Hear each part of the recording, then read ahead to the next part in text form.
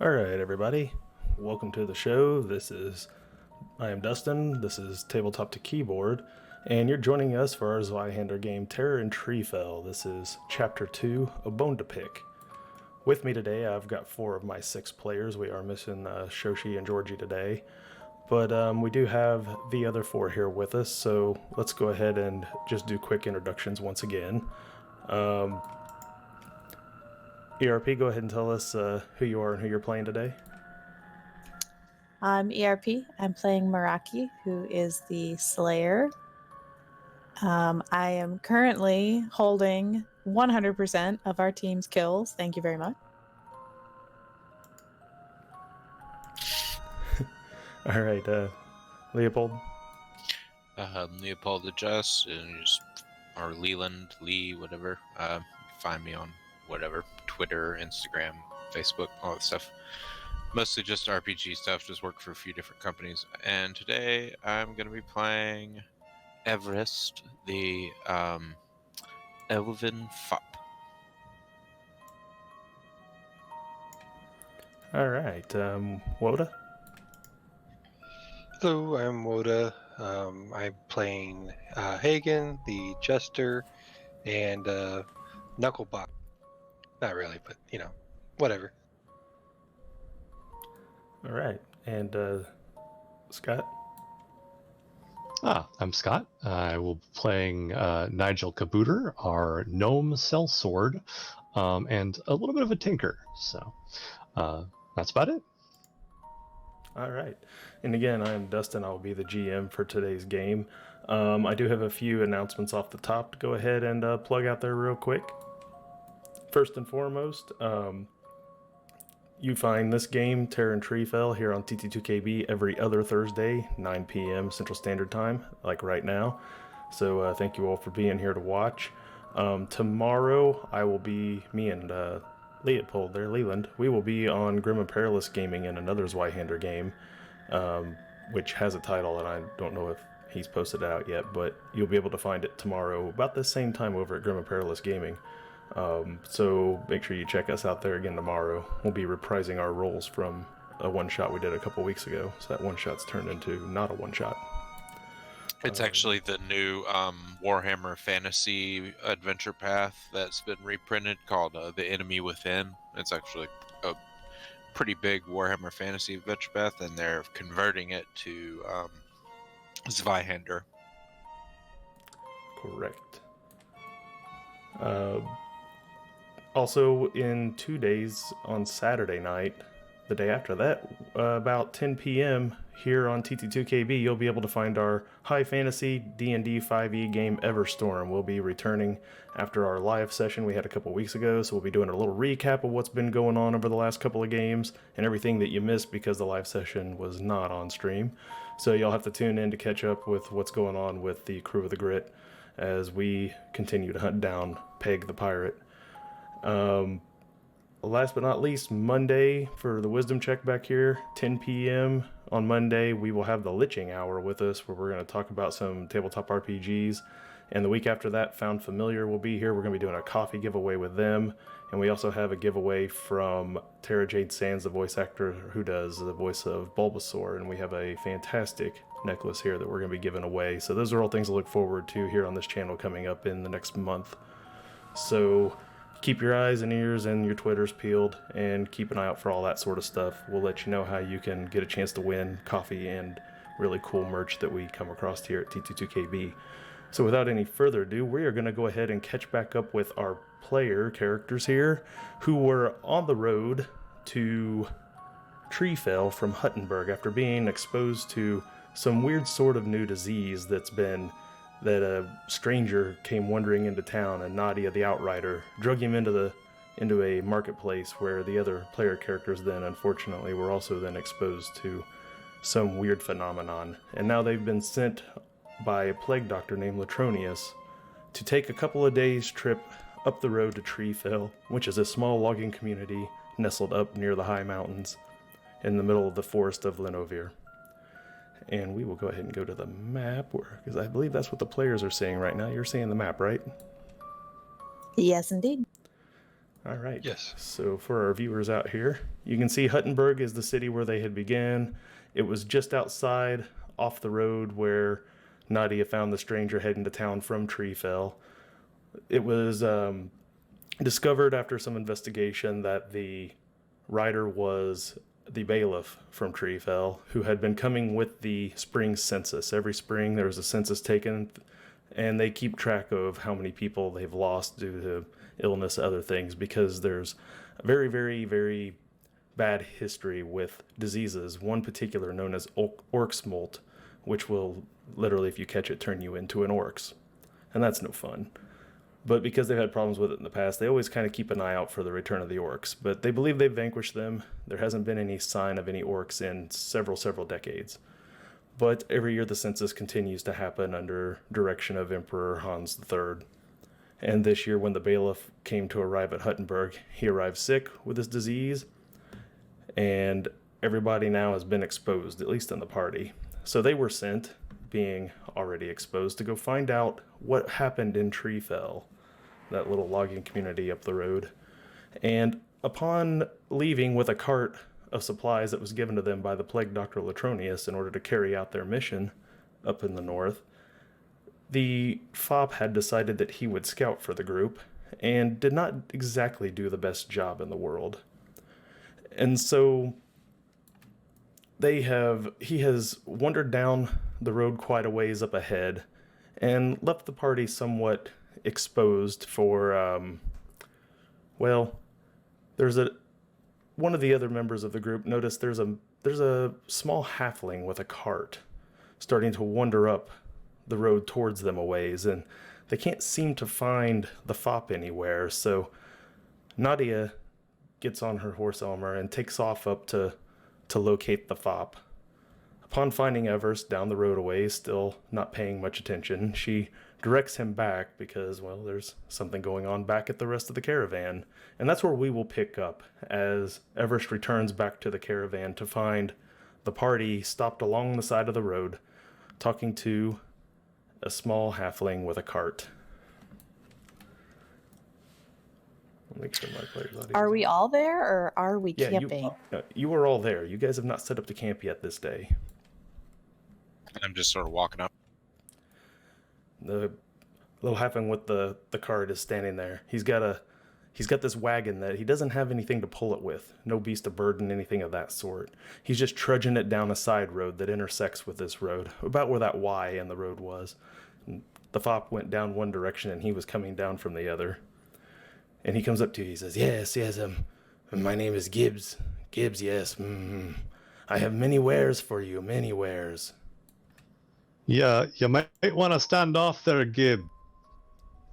We had an encounter with a plague victim. You don't want to catch anything from us. A plague victim. Ooh, plagues. I know lots about plagues.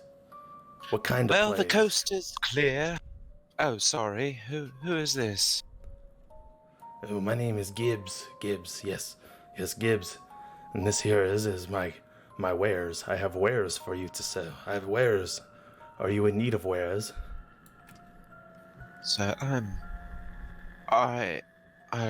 of course always in need of wares, but I don't necessarily have any sort of currency to exchange for them. But I do have.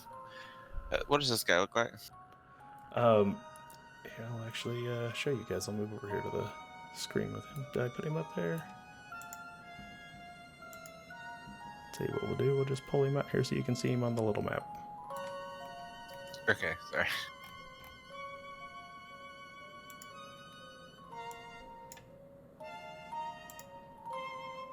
Let me zoom in. Oh, Lord. He's the guy that steals your gold in Diablo. Yeah. Kind of. He does kind of maybe look like that a little bit. So he's there. He has a cart with him, and it's got all sorts of kind of ramshackled looking goods strung across it. They're hung up in ways that it looks like he is trying to actually sell things from it. But he's just this little halfling guy with some nappy black hair and kind of dark skin, and he's just kind of looking at you like, come down, look at my cart. Look at my wares I have for you. things you'll need if you're going up north. Well, as I was saying, I don't exactly have a lot of currency, but if you have any wares any free samples or any sorts, I would gladly consider a purchase in the future. No, nothing's free. You have coin Well- on you. You're all city folk from Huttenberg. Do you not have like a little piece of rope I can just have, like, maybe I need to see how strong your rope is before I want to purchase. Gibbs, we got run out of city before we were even able to pick up anything, so we don't have any money on us currently. What direction did you come? Well, I came from the valley over that direction. But these are fine wares you won't find anywhere else. Here, look. He picks up this rapier and he goes, "This one here was run through an orc's when I found it. It still has some of his stuff all over it. Look, see?" And he holds it up. It's this kind of old rusted looking rapier. From my vantage point on the wagon, can I tell that it's crap, or would I have to get closer to tell that it's crap? You can give me a scrutinize test if you want to. All right, I'm gonna go ahead and scrutinize that. Do I get any bonuses for being, a gnome or? Oops, hold on. I would like.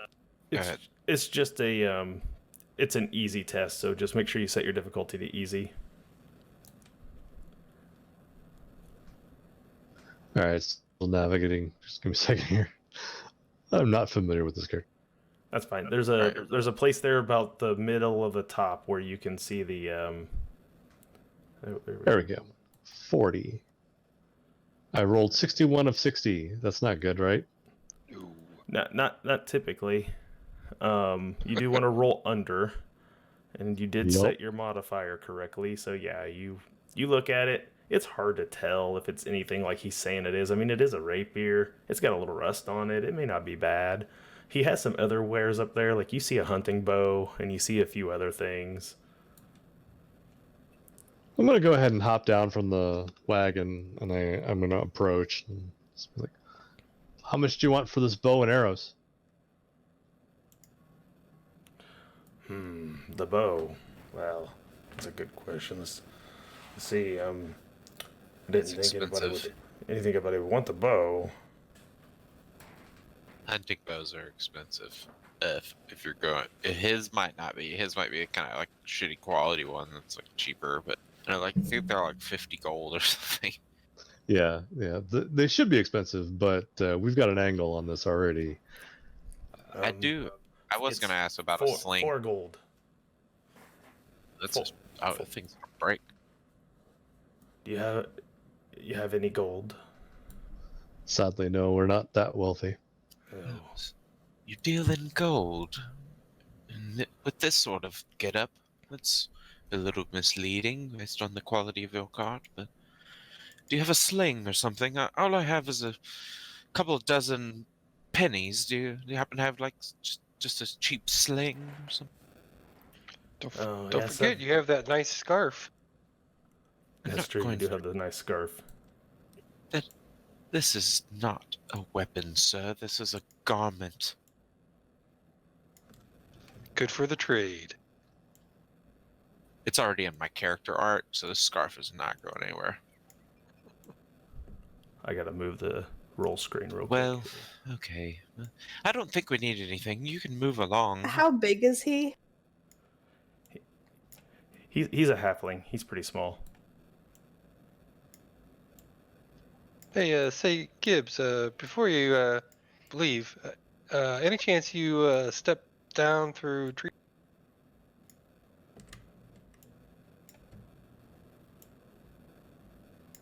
Yeah, what direction did he come from? He came from the other fork in the road, so he's coming more from the northeast, and you guys are heading more northwest. If you look at the map, I put him kind of in the direction he's coming from.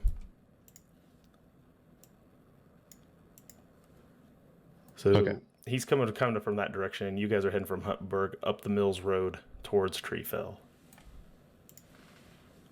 I had to fix my roll frame real quick. It was catching your dialogue up there, but it wasn't catching the new rolls as you were making them. So I think I got it set now where we should be able to see the rolls a little better. So yeah, he looks at it, he's like, well, you guys don't have any money, and you want to know, well, I've never been to Treefell. No, no. Tell you what. I take it from you saying that you pulled this rapier from an orc body, that you get most of your wares from scavenging, correct? So there's little cost to you. Yes. So anything you make is profit, right? Well, I suppose so. I'll give you 10 silver for that bow and some arrows. 10 silver? Why? I know you could get more in the city, but good luck Make getting to a, the city. Make a standard bargain roll. Okay. Can I loom behind him and glare menacingly at Gibbs? Yeah, you can. Perfect.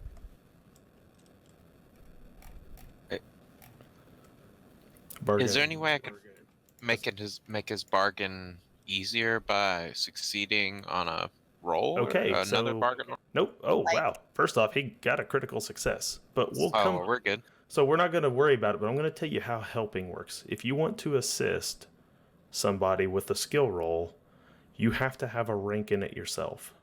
Whether they have one or not doesn't matter. But if you had a rank in bargain and you wanted to assist him, what you do is you would give him, if you were sitting at a table, you would give him a D10.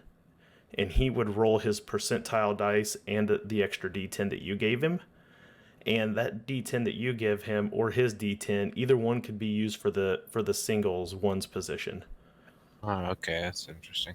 So what that does is in some situations with things like flip to fail, this, that, the other, it actually becomes quite useful. So but you can't do it if you don't have a rank in it. You cannot help. So Gotcha. So I can't roll intimidate to try to help. Oh no, you could totally roll intimidate. That's separate. You just cannot affect Nigel's roll for the actual bargain test. But you can intimidate him. That's a whole separate thing. If you want to roll intimidate, you can roll a standard. I'm gonna roll intimidate. I know he succeeded, but I'm gonna roll it anyway in case anybody else wants to bargain. Go for it. Let me find it. It's under brawn, I believe. And you succeed. Barely, but you succeed. So you stand there behind him and you glare down a bit and he bargains with him and, all right, fine, you've got me. I never see anybody heading towards Treefell. Most of the time I see people coming back from Treefell. Yes. So fine, how much did you say you have again? I can give you 10 silver for it. All right. Deal. He starts to All right. work on unhooking the riggings for the hunting bow. Cool. I hand over 10 silver. All right. Go ahead and mark off your 10 silver from the second page of your character sheet. I'm gonna intercept the hunting bow and grab it and start kind of testing the string and stuff and look over at Nigel and say, "Oh, this is such a lovely gift. It was very thoughtful of you to get it for me. I think I might find myself more useful with something like this." Nigel grimaces and winces and he kind of like looks up at My character's Everest. completely serious. and kind of goes, you can kind of see the wheels turning as he's like, no, that's actually a good idea. Don't bite him. Okay. And just kind of lets it slide and turns to the halfling and says, all right, so how many arrows does that come with? You also want arrows with it? Well, I happen to have some arrows right over here. Yes, arrows over here. He goes and starts Yeah. digging back through his cart again. I just take like all of the pennies out of my pouch and just throw them at him and say, "Here, this many arrows, peasant." He goes and starts scurrying around, picking them up there, and he tosses you the quiver with like 5 arrows in it. All right, it's 21 pennies. I told you I just spend money freely. fine. I don't.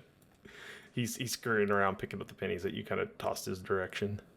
I threw them like kind of onto his back as he was walking away from me. Hagen, I need you to make me an awareness check. Make me an awareness test. Okay. Out of game though, Nigel. You're totally welcome to just like steal this from me in my sleep. No big deal. Oh no, he'll let you know when he needs it back. Fair enough. Watch me break it like first use. Although on that note, Nigel does approach you and say, given that I am knowledgeable in material things, would you mind if I inspected that to make sure that it doesn't, snap in your hands? Oh, yeah, yes. Just no taking it back now. You can't take back a gift. It's just dishonorable. I'm lending it to you, but let me make sure that I'm lending you something quality. Yes. A loan, a gift, whatever. While you guys are busy looking at the bow, Zelina gets down out of the cart, walks over and talks to Gibbs for a minute, and purchases for a couple of pennies like a mason jar's worth of what looks like salt, and then gets back up into the cart and goes back to reading her book. Interesting. Okay, what do I roll for a crafting check to see if this is like, I don't know, gonna malfunction? Tradecraft would be a good skill to do, and I know you have it. Yeah, I just don't know where it is. Give me a second. Oh, there it is. I see Willpower, it. I believe, or intellect, one of the two. It's under one of those. Yeah. Yay! So it's pretty standard. It looks like it's got some wear and tear. It's been repaired a couple times, you can tell. Like, it'll function for now. It being a bow, hunting bow, it's like it's at the bottom end of bows already anyway. So Okay, I'll take some scrap leather and wrap the handle a bit to give him some extra grip, and I'll if I have something that could passably be wrapped around his arm as like a bracer to protect his arm when he pulls the string, I'll give him that too. the Gibbs thanks you for your business. No, thank you all. I must be on my way. into Huttenberg. Godspeed to you on your way to Treefell. Not many go that direction these days. Good luck up there. May that bow serve you well. And he picks up his 2 ends of the carts, one in each hand, and begins to trudge down the road back the other direction Right. from you. Do you have? Remember, you never saw us. Right, I never saw you. Do you have any leather that's more in my color, perhaps? I suppose we could retask a different piece of your outfit. No, we're not changing my outfit, but what? Anyway, possibly we can find some sort of white leather or purple leather. Do you know of any of? Let me ask you this: does red and bruise color match your outfit? That's interesting. Because that's what your arm's gonna look like if you miss with the bow.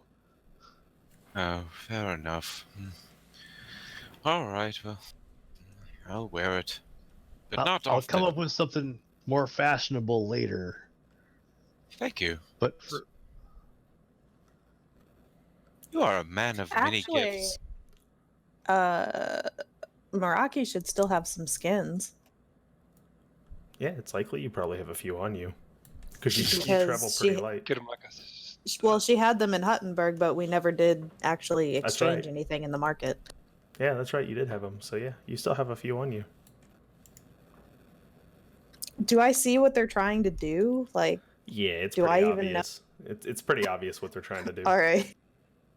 I'm gonna find, I guess, a suitable sized piece of whatever hide that I have, and just sort of drop it on them as I walk past. Oh, thank you. Oh, that'll work. We should go. Indeed. Of course. I'll get to work on this in the cart. The sooner we get this over with, the better. Okay, so you guys will resume travel. Nadia has demoted the fop back to the cart, and with her horse Elmer, she is going to go scout ahead, no longer trusting the fop to do the job. It doesn't bother me. I can sit back and relax.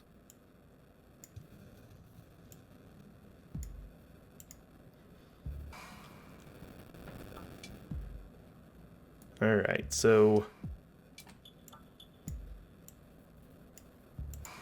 Nadia will be scouting, and would someone else like to take over the guide role?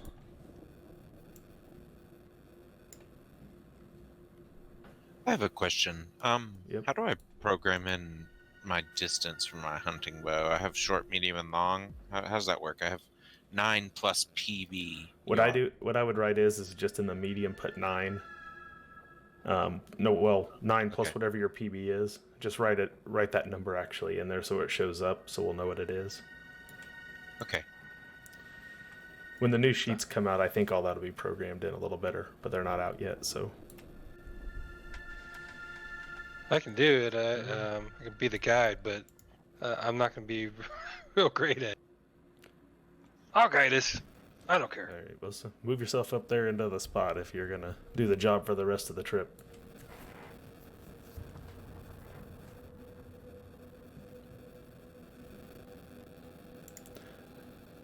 There we go. All right, so let's go ahead and make that set of rolls for the last leg of overland travel. You guys do camp for the night. I guess we need to cover that first real fast. You guys do camp for the night, and yep, and Meraki makes her survival roll, so she gets camp all set up. She goes to get food and realizes that your guys' rations are all missing. Oh, that dang little infernal Gibbs. He's the only one that did. Or that damn fop. It definitely looks as though somebody's rummaged through your stuff while you were distracted with the cart. What happened? I'm guessing he had friends, very sneaky friends. Well, I guess I'll go find us some dinner. I'm not going to say it, you know. I tend to say bad things about halflings, and I'm not going to say it this time. You don't have any problem finding some game. It's spring. There's plenty of animals out. The winter thaw has already taken place. The river's high. It's not too far away. You know, between with your survival skill in that role, you do find something suitable for everyone to eat, but your rations are gone, so everyone's eating light.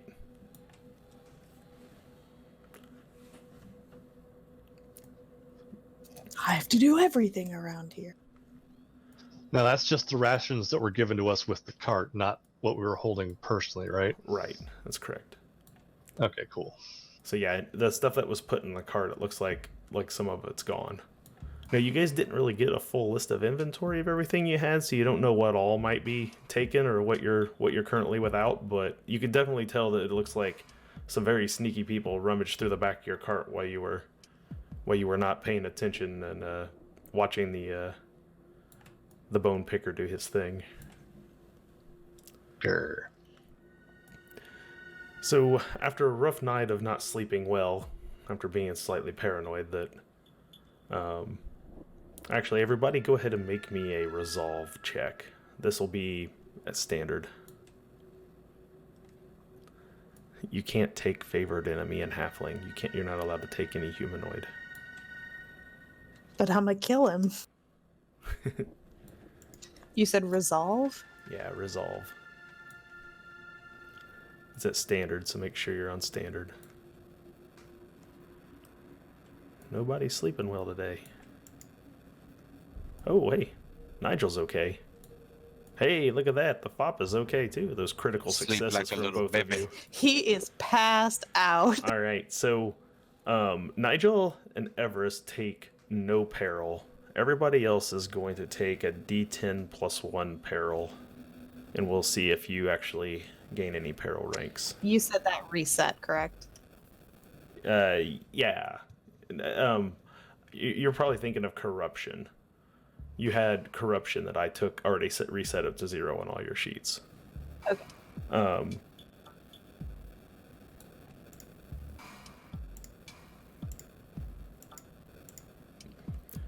right, 4. So on the front of your first page of your sheets, there's a peril track. Nope, you don't need to roll it, Meraki. I got it. Oh. This is damage. I like do his to number you. better. It's same number for you, But on the front of your sheets, I you had an will 8. yeah, you will see a spot there where it says your peril threshold, and then there's a series of boxes. The first box is kind of a bigger one, and then there's like +6, +6, +6 as it goes down the line. If 4 is bigger than that first box number, then you will move yourself one spot down the peril track on your character sheet. You'll become imperiled, I think, is the first step. Imperil doesn't have any negatives, so it's not the worst thing in the world, but it means that you're really close, if anything else were to happen during the day, to be at a point where you're going to have difficulty focusing because you're tired.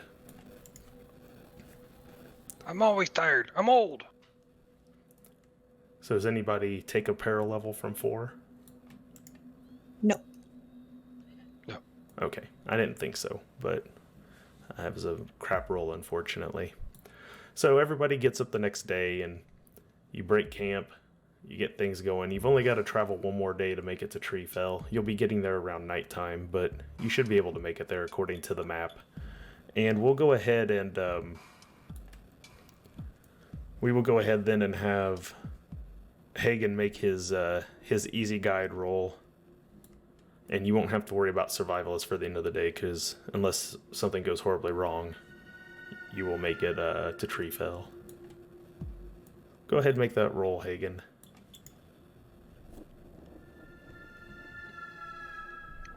We are totally screwed. All right.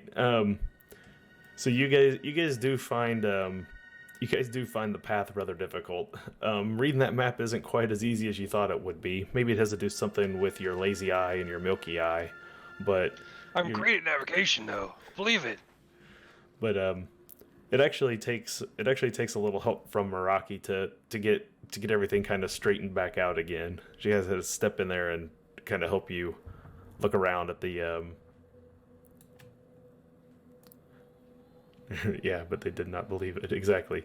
But she has to help get you straightened out on the map again, and then what happens is you don't get there by nightfall. You get there actually after dark.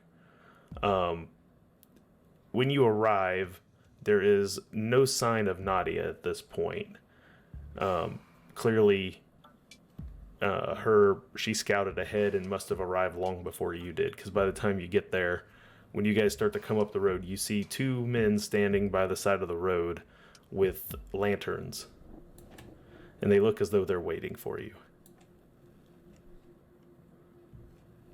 As you get closer, you see one's wearing some brigandine armor, a shield, and has a sword at his side. The other is in more finer looking clothes, standing on the other side of the road. The one How with fine?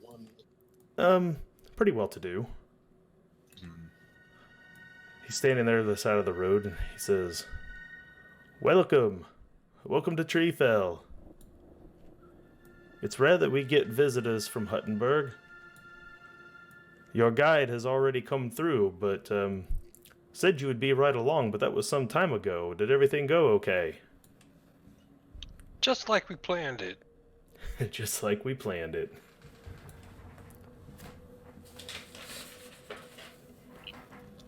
It went okay, I would say. Well, This- I mean, This minus whole getting thing is a robbed. bit of a mess. I wasn't going to tell him that we were robbed. My name is Herbert. Herbert Brown. I'm mayor here of Treefell. Here with me is Lawrence Stauncey. He's our chief man-at-arms, in charge of security here around Treefell. We met your bailiff. Yes, your outrider informed me of his demise. It's a very sad thing, I suppose. She said something about some sort of worms.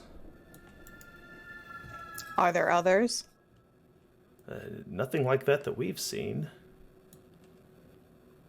But we're here in the middle of the road in the middle of the night. Come, let me show you to your quarters. He Kind of hungry as well. Might want some food.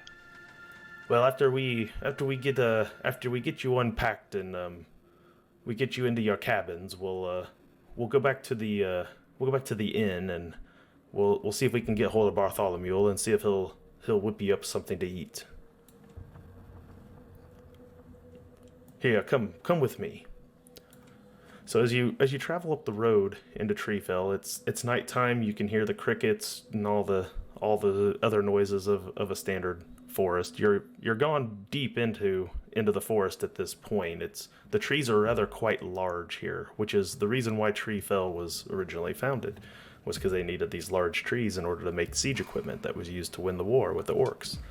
So when you get up here, you see that there has been places where Treefell sits inside of a clearing that has been cleared out by the original lumberjacks. And many of the houses and cabins are actually built on the remaining stumps slightly elevated from these large trees. So you see these trees have been lopped off near the ground, and then, oh, thank you, Fruitzilla, a whole bunch of subs coming in there. Thank you, Fruit. You see that these trees, these massive trees, have been dropped, and you can just see where makeshift housing and everything has been built up upon what's left of the stumps. Almost as if the houses grew right out of them, but clearly they're manufactured on top of them. He takes you back to a corner of town, and you see there's a few cabins that have lanterns hanging. There's a general store. You could tell, like, at one point in time, Treefell might have been kind of like a boom town. Like, a lot of these houses are, 50, 60 years old.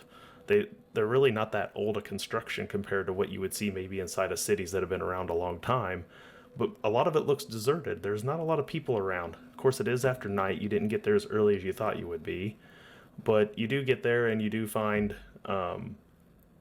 that they have cabins already arranged for the group of you. That's a little suspicious. And he says to you, he goes, we've had a lot of people leave Treefell. It's not the town that it used to be back when the war was going on. Ever since then, times have gotten hard. There's less demand for lumber, at least lumber that has to come from this deep into the woods. And so as the jobs have moved back towards Huttenberg, so have most of the people. There's only a few of us families left out here still in Treefell. But the people who left did leave behind several actually well-built cottages and cabins that you are welcome to each take one if you so desire, and pack your stuff, your things, and right over there is the inn. It'll have a table large enough for everybody. I'll summon the Browns and the Dappamores, and we'll see who we can gather, perhaps to have a welcoming feast for you. And would you happen to need someone to aid in warming your bed tonight? Warming my bed? No, yes. I have a wife for that, thank you very much. I just thought I would ask. I bet she's lovely.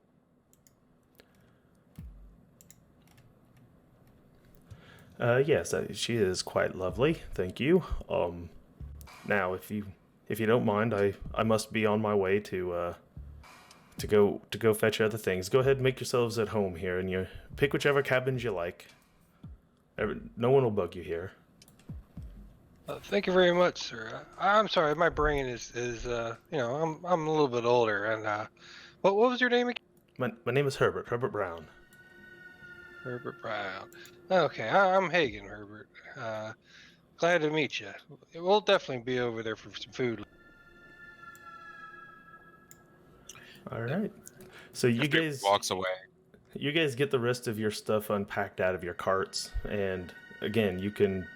These are all just little one-room cabins. They don't have much in them because the people who left took most everything with them. You do see each one has a spot where you could build a fire in it if you wanted to. There's a little dining table in each one. Things that are too big for them to have really packed up and took with them. There is a sort of a frame area where a bed could be, but all the bedding stuff has long been gone. Did we notice anything other than our rations were missing out of the wagon? That's the only thing that you notice. You do notice that your large barrels of lye are still there. Okay. You have the other equipment that was given to you. It looks like mostly they must have taken the food, and if there had been any other utensils or anything in there, it looks like maybe some of them might be gone.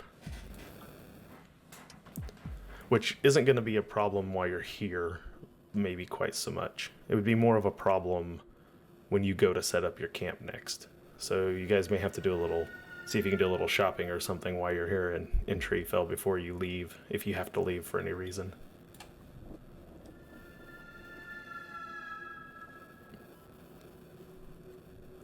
Well, All right. Go ahead. I was just gonna say that my character sort of looks at everyone and is like, well, who am I bunking with?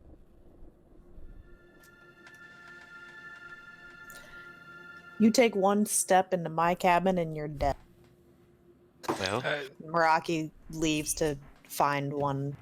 Now I know he messed up on the trail, but not like me. I was perfect. Anyway, I know he messed up on the trail, but he's got a point.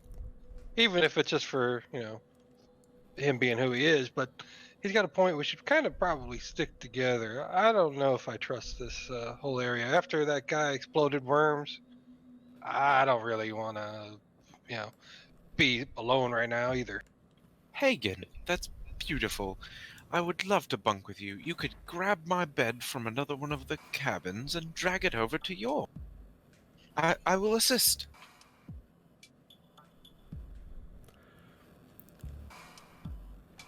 I'm from old school. I can just use my bedroll. Well then, perfect. I'll take the bed. So there's a bed frame, but probably no mattress or anything. Okay, yeah, there's just a frame over there where Well, you can throw your bedroll on it if you want to, and make a bed out of it, I suppose. That's what I'll do. At least you'll be up off of the ground of sorts, Well, in this case, it's kind of has a wood floor, but it's all the wood from the stump where it was built on top of it, so. Being a socialite, I might have some. Let's see what I got. No. I'll take my neck ruff off and use it as an extra pillow. Basically, I thought I might have like a cool blanket or something, but I don't. After seeing him do that, Hagen does the same thing with his. Excellent. All right. You always learn something new from the youngsters. So Everest and Hagen are taking one cabin. Meraki, I assume you want a cabin to yourself.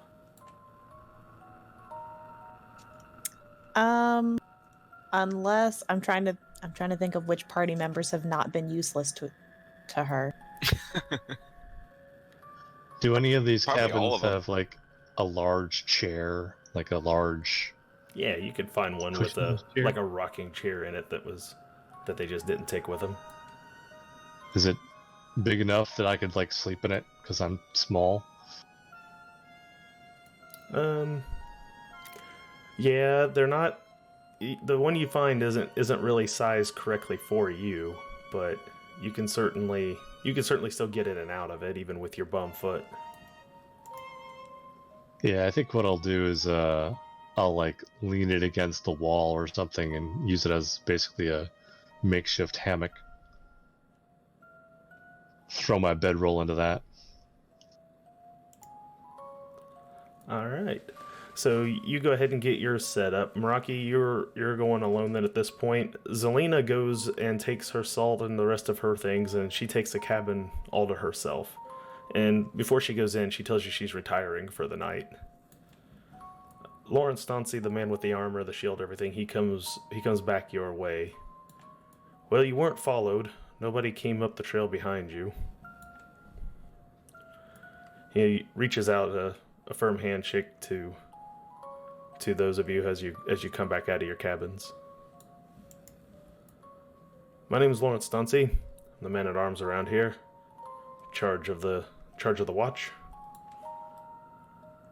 Your outrider Nadia, she's already tended to her horse and has already hit the sack for the night.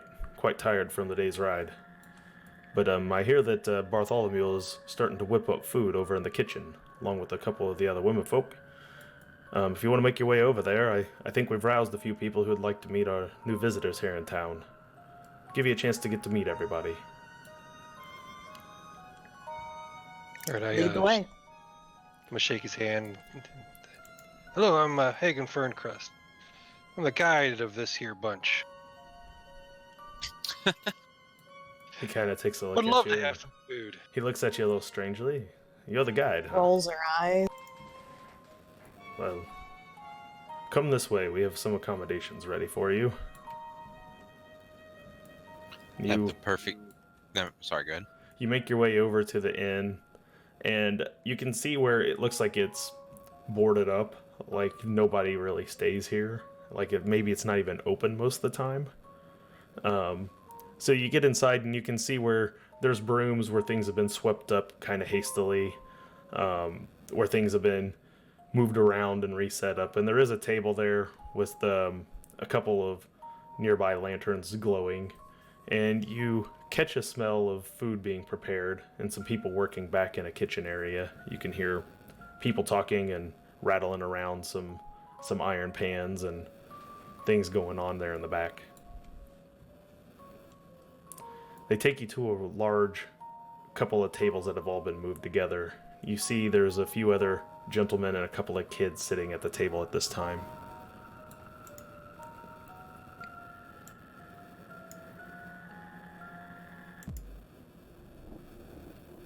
Oh, how cute.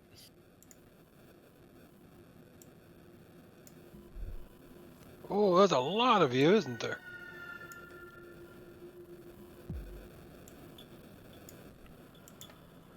Well,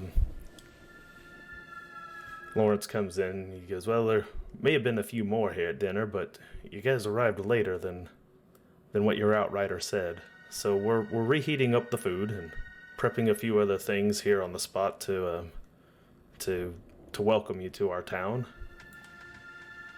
And you see a large man comes lumbering out of the kitchen area, followed by a couple of women. The women take their seats at the table. Actually, I need to remove Nadia. Nadia's not on there. Hold on, give me just a second. All right. I need to know the precise age of these individuals at the table, so I don't flirt with someone that's under. Okay, so the last person to arrive comes in escorted by Franklin Brown, who you see here on the map. He walks in with the old man who's seated down there at the end of the table, and he has to help him walk in. That man is in his... He could be 90 years old for all you can tell, and he sets him down there at the end. The two seated there, Franklin and Alice Brown, they would be the next two oldest looking. The couple sitting across from them, Velma and Philip Brown, they look as though they're, just 90 for, a human isn't too bad there, Everest. But He looks to be like 150. I'm just saying, Yeah. on that picture. Yeah, I know. I did look for the oldest picture I could find in the book to use for him. But you see Franklin and Alice Brown, they look like they look about 30 years younger. They're in their 60s. And then you have Philip and Velma Brown, who look like they're in their early 30s. Lawrence, he is a man who looks to be in his 30s as well. And his wife, Margaret, is roughly a little younger than him. The two that are really young is Elsie Mae Stauncy, who is Lawrence and Margaret's daughter, and Jackie Brown, who is the son of Velma and Philip Brown, who's seated there next to Meraki. And then Bartholomew looks like a middle-aged man. All right. They sit Jessup down at the end of the table, and they all take their seats, and Bartholomew brings the food out and starts serving the rest of the table around there. And Franklin looks over at Jessup, and he's like, "Would you like to do the honors?" And Jessup kind of has to hold on to the table, but he stands up, says, "It is a joyous day that we have guests here with us in this fine town of Treefell.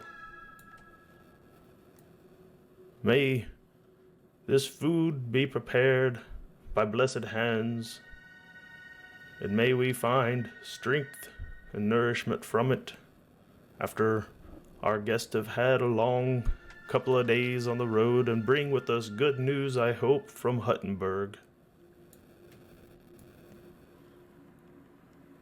Let's eat." He sits back down. At this point, everyone starts taking their utensils and they start to eat a little bit. And you can see that the little girl and the little boy, they're quickly slurping down their food, and the little boy looks over at Meraki and he says, "My dad, he bought me a hunting bow. He says I'm going to learn how to shoot." Should pick up the speed. I didn't want to do either of those things. I wanted to sell things, but he wouldn't let me. He says I got to learn to hunt like Grandpa does. What do you think? Do you think I should go in to start up a shop, or should I hunt? And his dad leans over. He's like, "Jackie, now don't bother the guest with such trivial things. You'll go out with your uncles, and you'll learn to shoot. It's important here in this town. We have to be able to fend for ourselves. Hunting's a major important part of that." Elsie looks across the table at him, kind of sneers at him. He kind of looks all upset and kind of crosses his arms.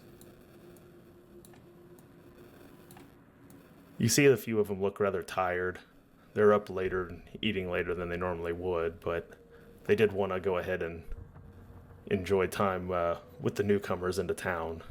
So tell us, Lawrence steps up from the end. Tell us a little bit about yourselves. What is it that you've come here with news from Huttenberg?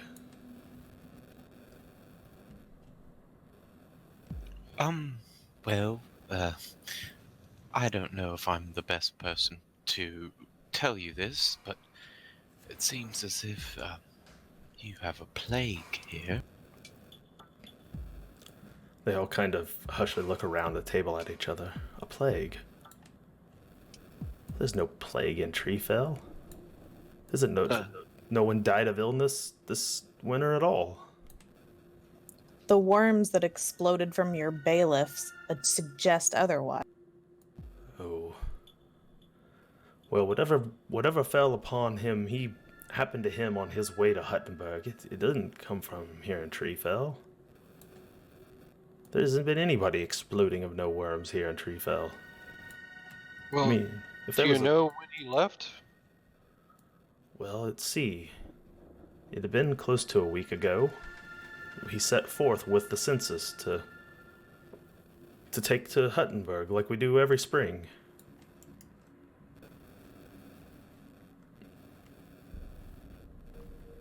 And no one else has been ill? I believe we're all accounted for. Are the Plague Doctor in Huttenberg thinks that we could possibly have all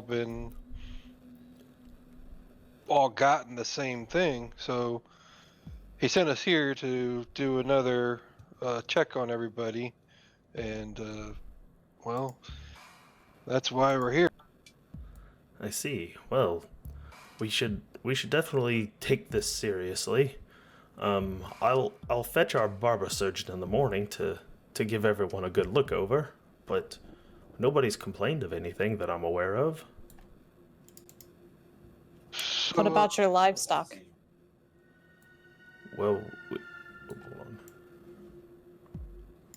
Well, we don't so much keep a lot of livestock. We have a few horses used for patrols, things of that nature, but I mean, none of them have fallen that I'm aware of. What, Franklin? Has there been any problem with the trapping or with any of the wildlife? Frank kind of sneers a little, shakes his head. Oh, I haven't seen anything that strange. None of the watch have reported anything.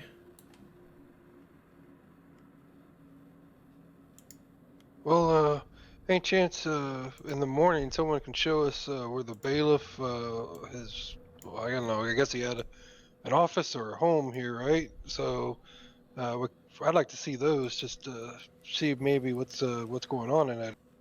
Did he have a family here? Well, yeah, Leonard, that was his name, Leonard Pinkston. He had a cabin over there at the other end of town, but he lived in his father's place. His father was Murray Pinkston, one of the elders of the town. Murray died a couple years ago. Nothing suspicious, but Leonard took over his position as bailiff, and he's been doing the job for the last couple years.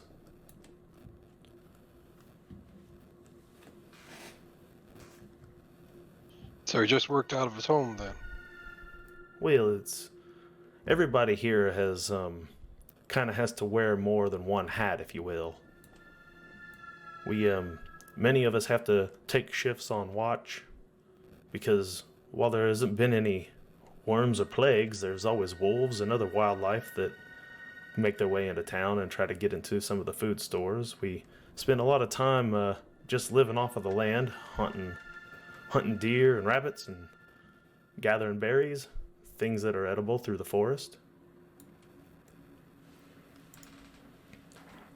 We don't have a lot of room for keeping things because we don't get a whole lot of shipments from Huttenberg anymore. Only every now and then does a traveler make their way up here.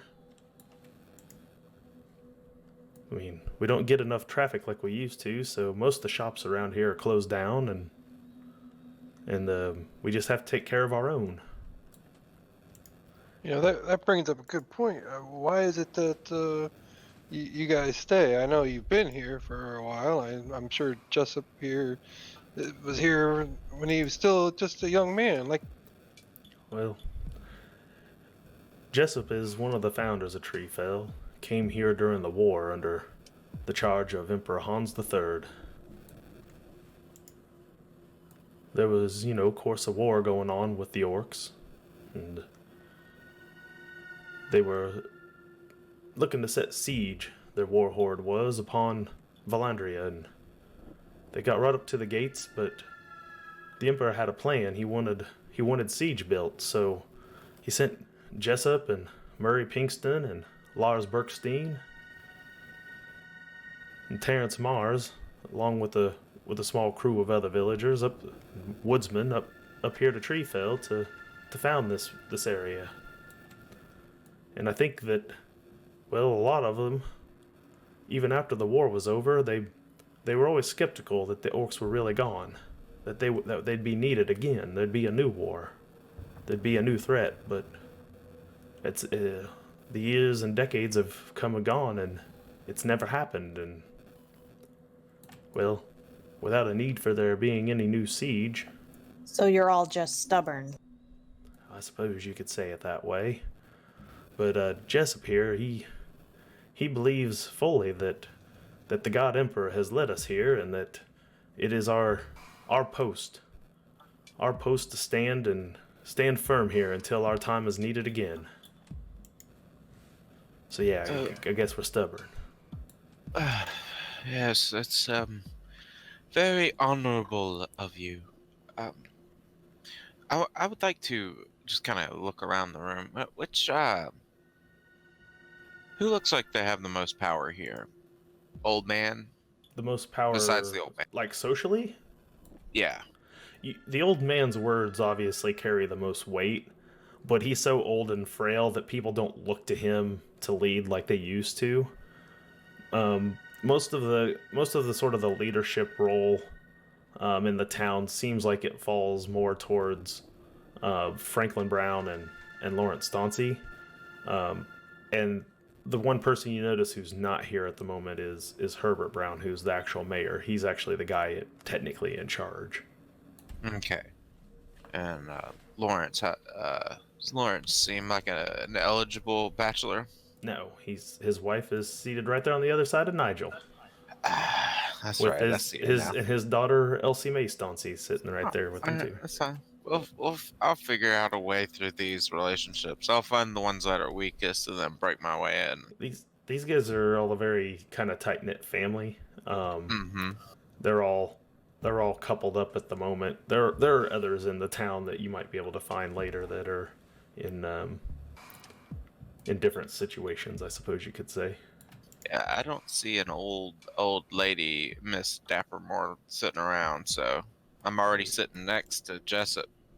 I'm just gonna kind of I'm gonna kind of scoot my chair over to Jessup a little bit and just sort of smile at him. It's delicious food, Jessup. He almost very militaristically eats his meals, like he's in some sort of boot camp, but he's not. You get this sort of feeling, this air from him that he's the most stubborn of them all, and he's of course the head of the family, but he's slurping up his soup almost sloppily. Some of it's just maybe his age a little bit.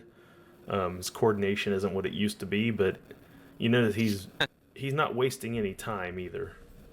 He's one of the first ones to finish his meal and then immediately crosses his arms in his lap and just sits there silently. All right, well, if he's not being sociable, then I'm just gonna continue to just kind of mingle with the rest and try and get some goss, you know, get a little goss, you know. What I roll, like a rumor check for that? Yeah. Encourage some, rumor or eavesdrop, I guess, either one if you wanted to. Yeah, I'm just trying to encourage some gossip out of the conversation, basically, with the rumor check. Okay, go ahead and make a roll. And you try to encourage a little, but they all seem very almost militant in their dinner table mannerisms, as though when the food is on the table, they have very strict rules that they're not allowed to sort of banter and idle chit chat stuff while the food is there. Gotcha.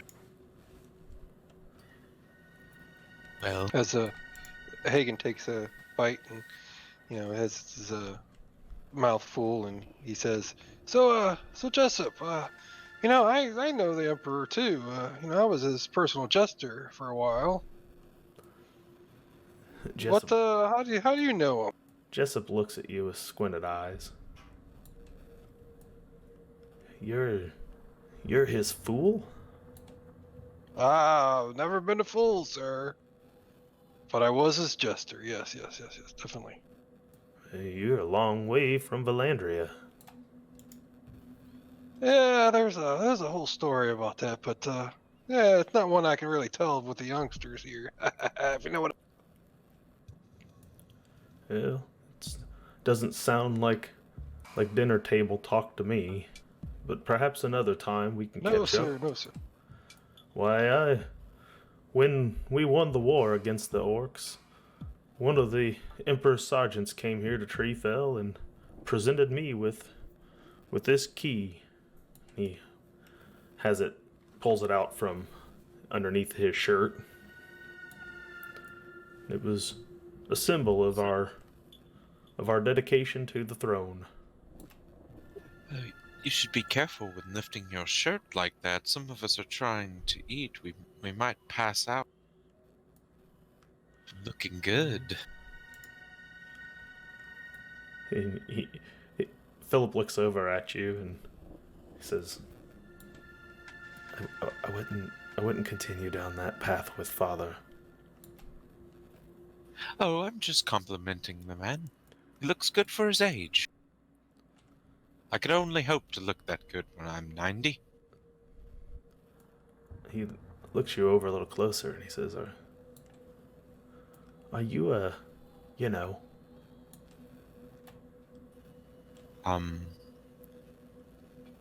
A nobleman? Yes, I am, in fact. no, not a nobleman. An elf. Yes, I figured it was quite obvious with the giant pointy ears. No, yes, I'm an elf. Well, I guess I should be the one to tell you that we have a rather shaky relationship with the local elves from here in the forest. Yes, you all claim to be stubborn, but I will say the elves are probably far more stubborn than you, so it doesn't surprise me. Yeah, the high elves, they keep to themselves a lot. We don't see them. But, as far as we know, they've always been honorable. They held up to the old accords that they signed with Jessup a long time ago when Treefell was founded. But we've always been a little concerned that one of these days they'll just reclaim this place as theirs, drive us all out or worse. Well, if you ever would like me to attend any discussions with them next time, I suppose I wouldn't mind. You did give me a free cabin to stay in, so... It would be much appreciated if the need ever comes around. Of course, I don't know if you'll be staying that long.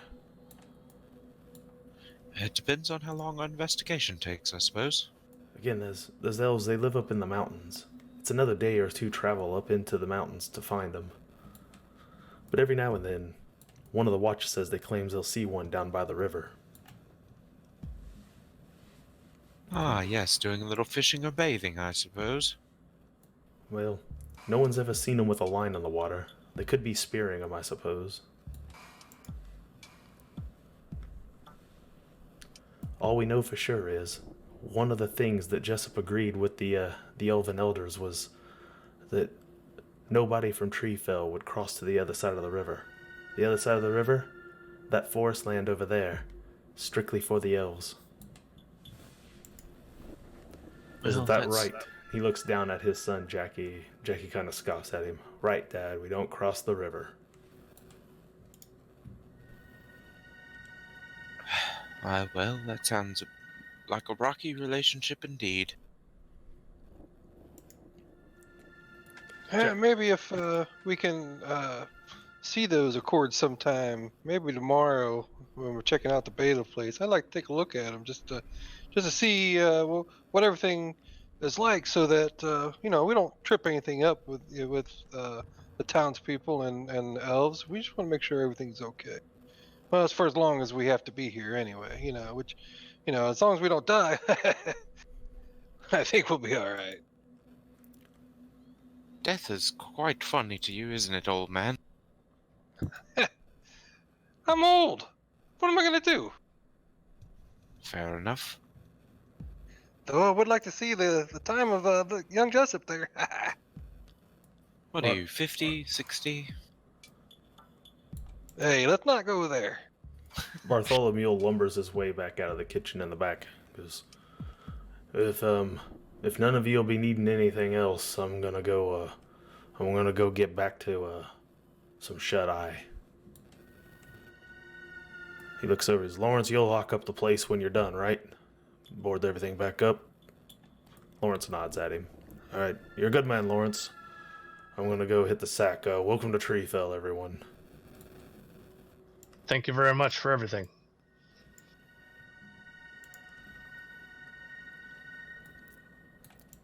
Lawrence looks back over towards you, Nigel, after you say that, because I couldn't help but notice when you come into town that you've been lamed.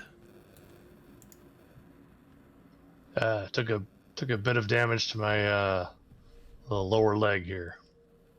It was just a flesh wound. Did you serve in the armies? You could say that. I was a guard for a while, and then after that, I served in a mercenary unit known as Red Caps.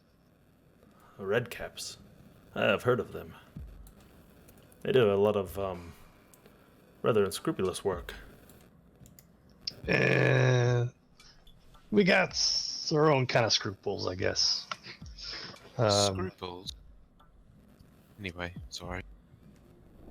Well, I take it you're no longer with them. No. Saved up my pay, got out while I could. Yeah, probably a wise man you are. Well, I'm alive, and I don't have to kill anymore. At least not as a job. So you good with the sword? Passable. Passable?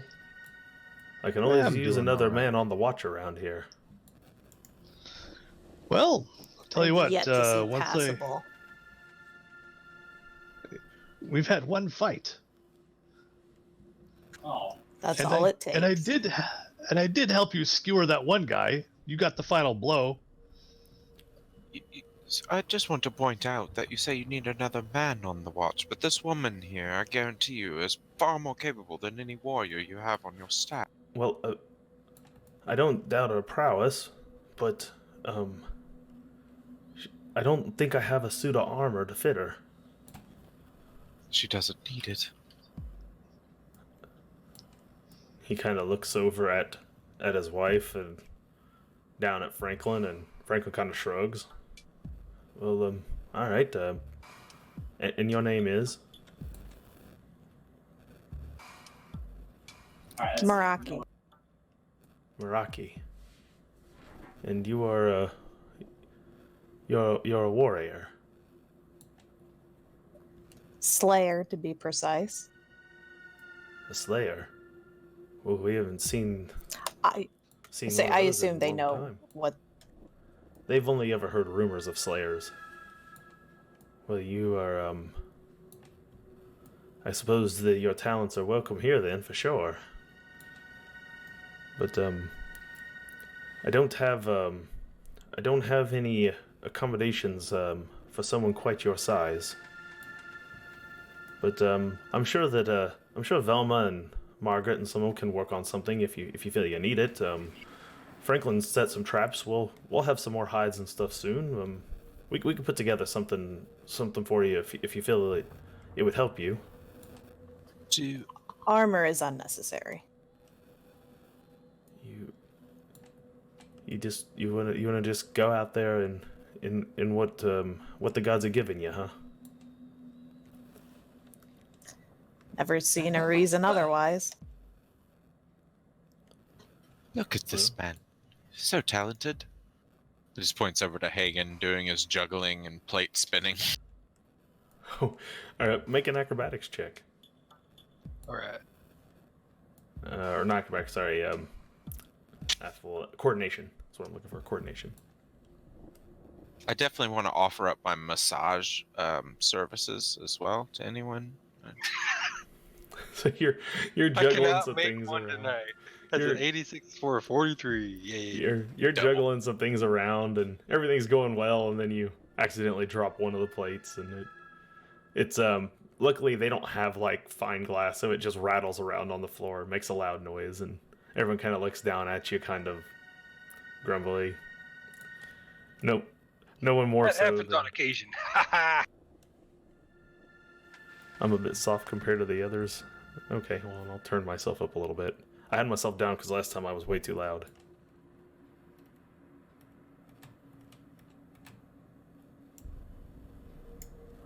And let's see if that helps any. Alright, thank you, Clint. So yeah, everyone kind of looks at you all grumpily as like I said, they're not used to any kind of theatrics at the dinner table. And even this is actually more small talk than you can tell they're used to having. So the little boy looks back over and he goes, he says, Uncle Lawrence, he goes, are you gonna take me to shoot tomorrow? Lawrence looks at him and goes, we'll find some time to go down and shoot. He's okay. Well, I'm tired. I want to go to bed. He looks at his mom. He goes, Mom, Dad, can we go to bed now? It's late. Could you all wake me up in the morning before you go shooting? I have just recently purchased a bow, and I very much would like to practice with it as Yeah, Oh, sorry. What? you were lent a bow. Yes, I was loaned. He's letting me borrow this bow for a while, and I just want to try it out. Is what I meant. Thank Sorry.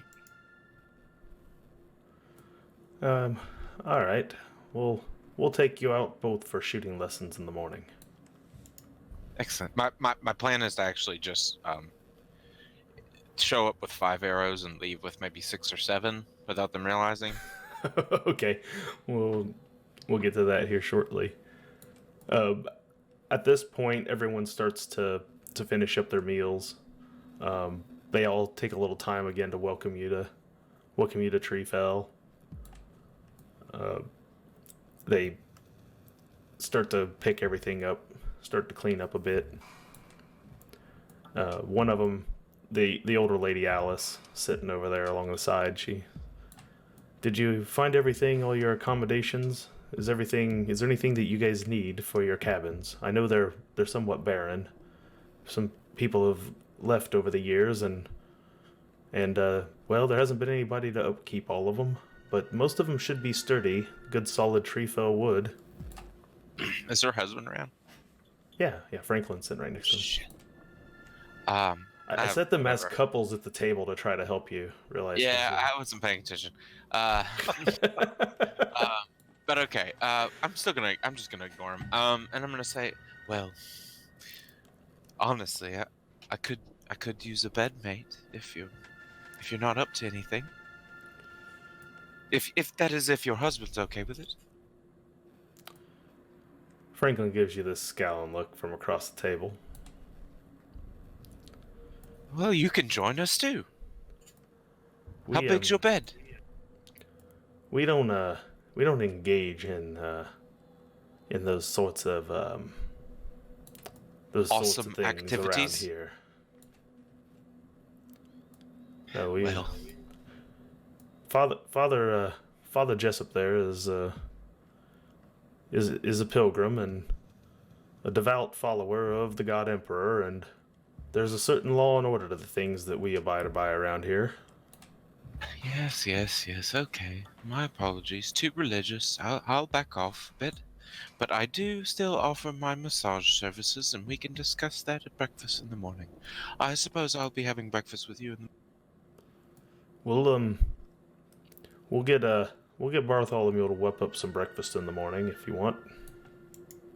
Sounds fantastic. I And just then- wink at it. Wink And at then I everyone. suppose you'll be meeting up with Herbert to carry out your business. Ah, yes. Business. That's right. If everything checks out, then you can be on your way back to Huttenberg. It won't take you long to count up the people around here. There ain't many of us left.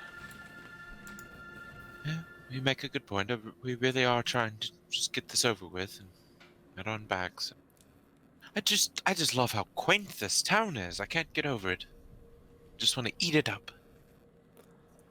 That's enough. We should retire. I am quite tired. You're right. All right. So you guys will leave the table, and they start cleaning up, and everyone there's kind of pitching in, grabbing. Yeah, Nigel Plates. sticks around to help. All right. They kind of take note that you stuck around a bit, and we know Hagen won't. He has a character flaw that he ain't allowed to help do anything. So, He also broke all their plates already. yeah. So the rest of you, It wasn't broke. is Maraki gonna hang around and help clean up? Sure, why not? All I right. am going to as well, but all I end up doing is like picking up my plate and sort of talking to everyone while they're doing the bulk of the cleaning. All right. Well, the Stancies and the younger brown couple with their kids, they leave. So it's just Franklin, Alice. Frank actually leaves with Jessup to take him back to his place. He escorts his. Actually, it's his father-in-law. He escorts his father-in-law back to his cabin down the road a little ways. That leaves those of you who are helping with Alice. She seems to be the one that's gonna do dishes and clean things up while everybody else goes and heads their stuff to bed. She insists. She goes, "Oh, you guys go ahead and go retire for the night. You've been on the road all day. You got in late. There's no need for you to stick around here and help me. I do appreciate the thought, though." Hey, while they're all doing that, I am gonna go out and just kind of go into the town, like I don't know, alleyway or something like that, to watch the doors. I want to see how everybody leaves and which way they go, and especially kind of following the Jessup Dapplemore there going to. There's not so much. There's like kind of like a main path road that kind of goes through Treefell.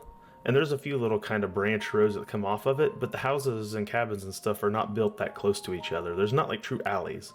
Like every little cabin could have like a little fenced-in yard around it if they wanted to. These are spaced out more like suburban homes. But it's got to be like a shadow from the moon or something that he could stand in and watch while they're escorted away, just to see if they, if any of them are talking amongst each other, trying to. Well, when Franklin Brown, make me an eavesdrop roll, and I will give it. I'll make it an easy one, just because you are. It is dark and it is late.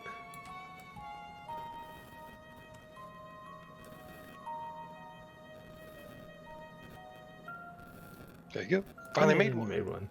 So you're able to get close enough without really being seen to overhear Franklin Brown talking to Jessup as he's leading him back to his cabin. And Jessup says to him, he's like, I don't like these strangers that much. That one, he speaks too much and says foul things, and I want these people gone from this village as soon as they can be. Franklin says, I understand, Father. They're here to help. Let's try to be kind.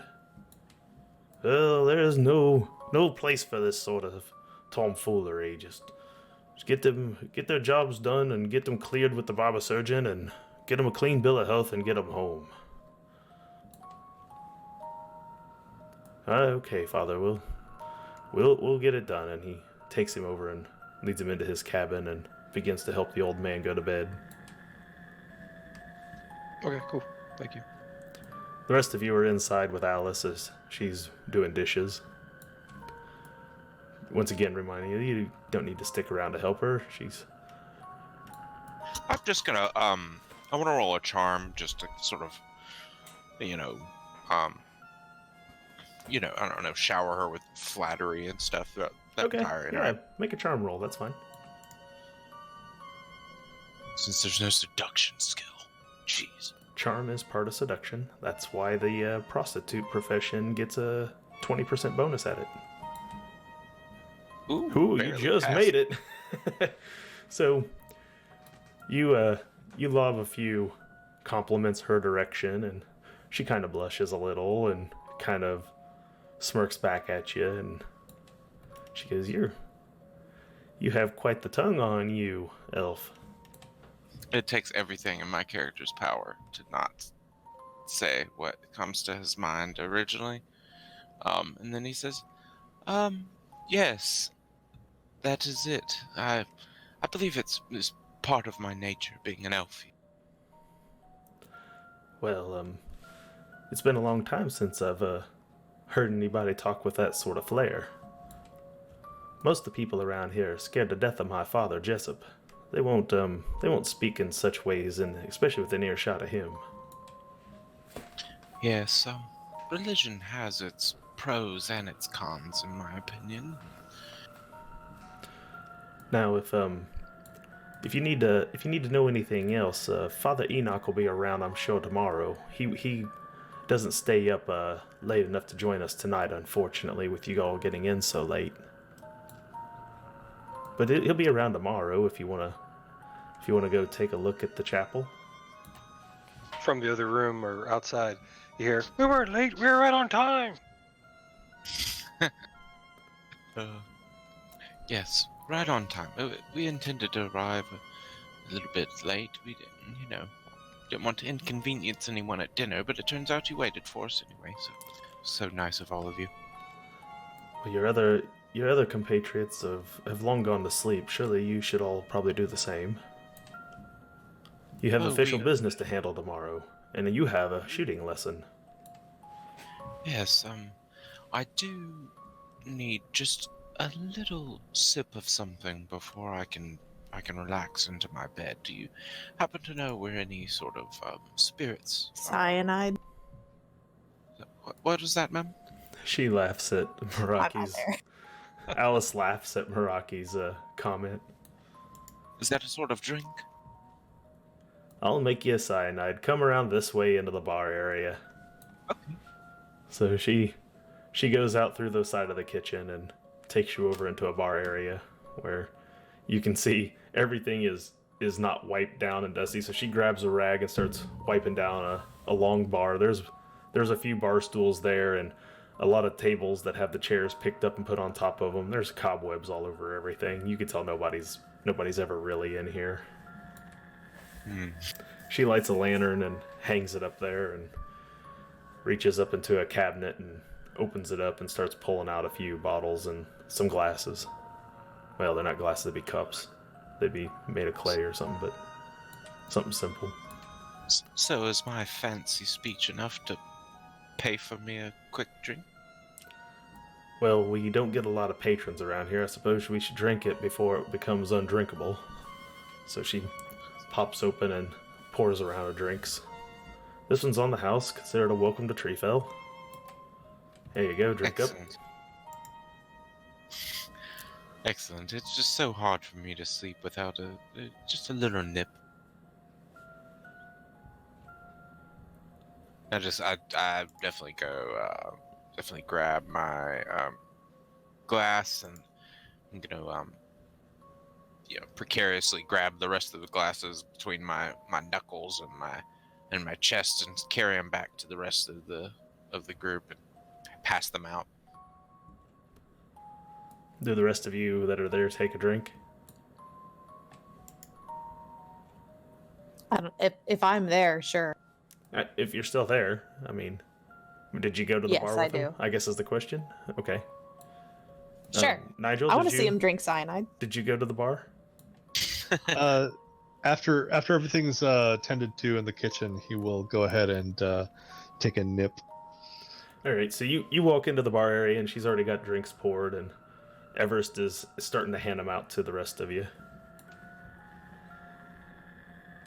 I'll go ahead and quaff mine, and then I will take out a file and do a good after-dinner tooth filing. Alice kind of leans onto the table and looks at you all. So, is it true what you guys said about Leonard?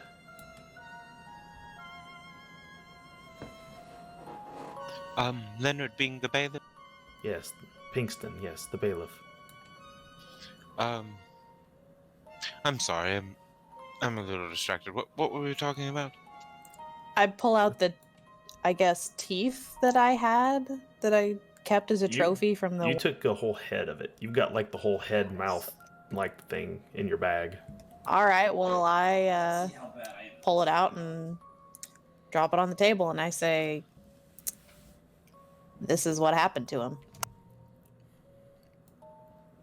They let you carry that thing out of here? And this came out of him? I mean, we killed them. I killed them. How did it get so large? So you've seen smaller ones? No, I just mean that thing's almost the size of a person. It couldn't possibly live inside of a man. Leonard wasn't that big. She kind of takes a little prod from like the fireplace and kind of pokes at it a little. They grew rather rapidly as they exited the bodies. Oh, that's what happened? That's disgusting. I honestly was a little busy when all of this occurred. I didn't get a good... Well, I thank you for showing that to me, but I'd keep that thing under wraps if I were you. Clean up the bar, but if some of the others, Lawrence and them, were to realize you had something like that on you, they'd insist on it being burned. They're not burning my trophy, but I do put it away. Hagen comes back in to see what the heck is taking everybody so long. So, you come back in and you find there's a drink waiting for you. Ah, nice drink. What were we talking about? They were just telling me about the worms that killed Leonard Pinkston. Ah, nice squishy things. They were horrible. Did she show you the head? Yes, you did. It's a little disturbing to think that came out of poor Leonard. Yeah, that poor Leonard. Did you know him well? He loved to fish. Really? Down by the river? Well, By yes. the elves? He'd make his way down to the river frequently. He was quite good at it. That's interesting. It was mentioned that elves occasionally make their way to that same river. Maybe there are some creatures nearby that area that, perhaps could have, caused him to contract this plague, and maybe it's something that they've seen. Might be worth speaking to them after all. Well, we'd have to get Jessup to signal for them. I think he's the only one who's ever done it, knows what the signals look like to bring them down from the mountain. Well, we'll ask him in the morning when he's not sleeping, whatever he does at night. So, I mean, the rest of you do sleep, right? Yes, sometimes. Well, would you like another drink, or... Oh, just one if I have to. The room will start to spin when I lay on my back. Not really interested in that. Bit of a lightweight. Oh, but thank you so much, Alice. You are exquisite. I just want you to know that. So, go to bed thinking about that, and I will go to bed thinking about you. So, have a good evening. I'm just gonna kind of wave bye to everyone and start making my way back to my little nest I built on top of that empty bed frame. As you head back to your cabin, make an awareness check. Alright. Standard? Yeah. Oof.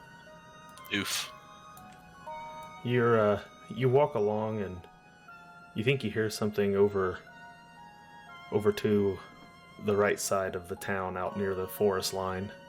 You're taking a look, you don't see anything, and you feel like you have a rock in your boot, so you kind of stop for a second and lean up against this pole and get the rock out of your boot, and you're putting it back on and not really paying much of attention. And then as you take your hand away and kind of wipe yourself off a little bit, you notice that there's soot all over your pants from whatever was on that pole.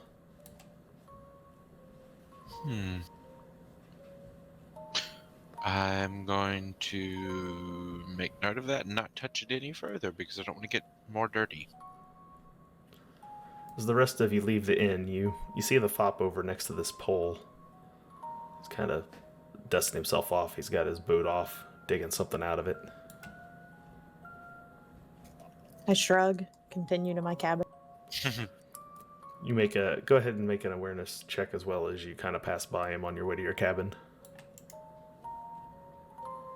As she's passing by, I go, Meraki the Brave. Have a good night, darling. As you turn to look at him when he says that, you notice that the pole he's standing next to it's got kind of soot all over it. You can see that as you kind of look around, you notice that the ground is charred all around this pole. I investigate. It's dark out, so you didn't notice it so much, but once you start to look at it a little closer, you realize that this is a pole they would use to burn people alive if they needed to. Hmm. And it has most certainly been used at some point or another. I run my hand along the pole itself. Does a lot of the soot come off of it? Like, has it been used recently? No, not recently at all. There's just enough on there that it'll make your hands, black from where it has been burned before.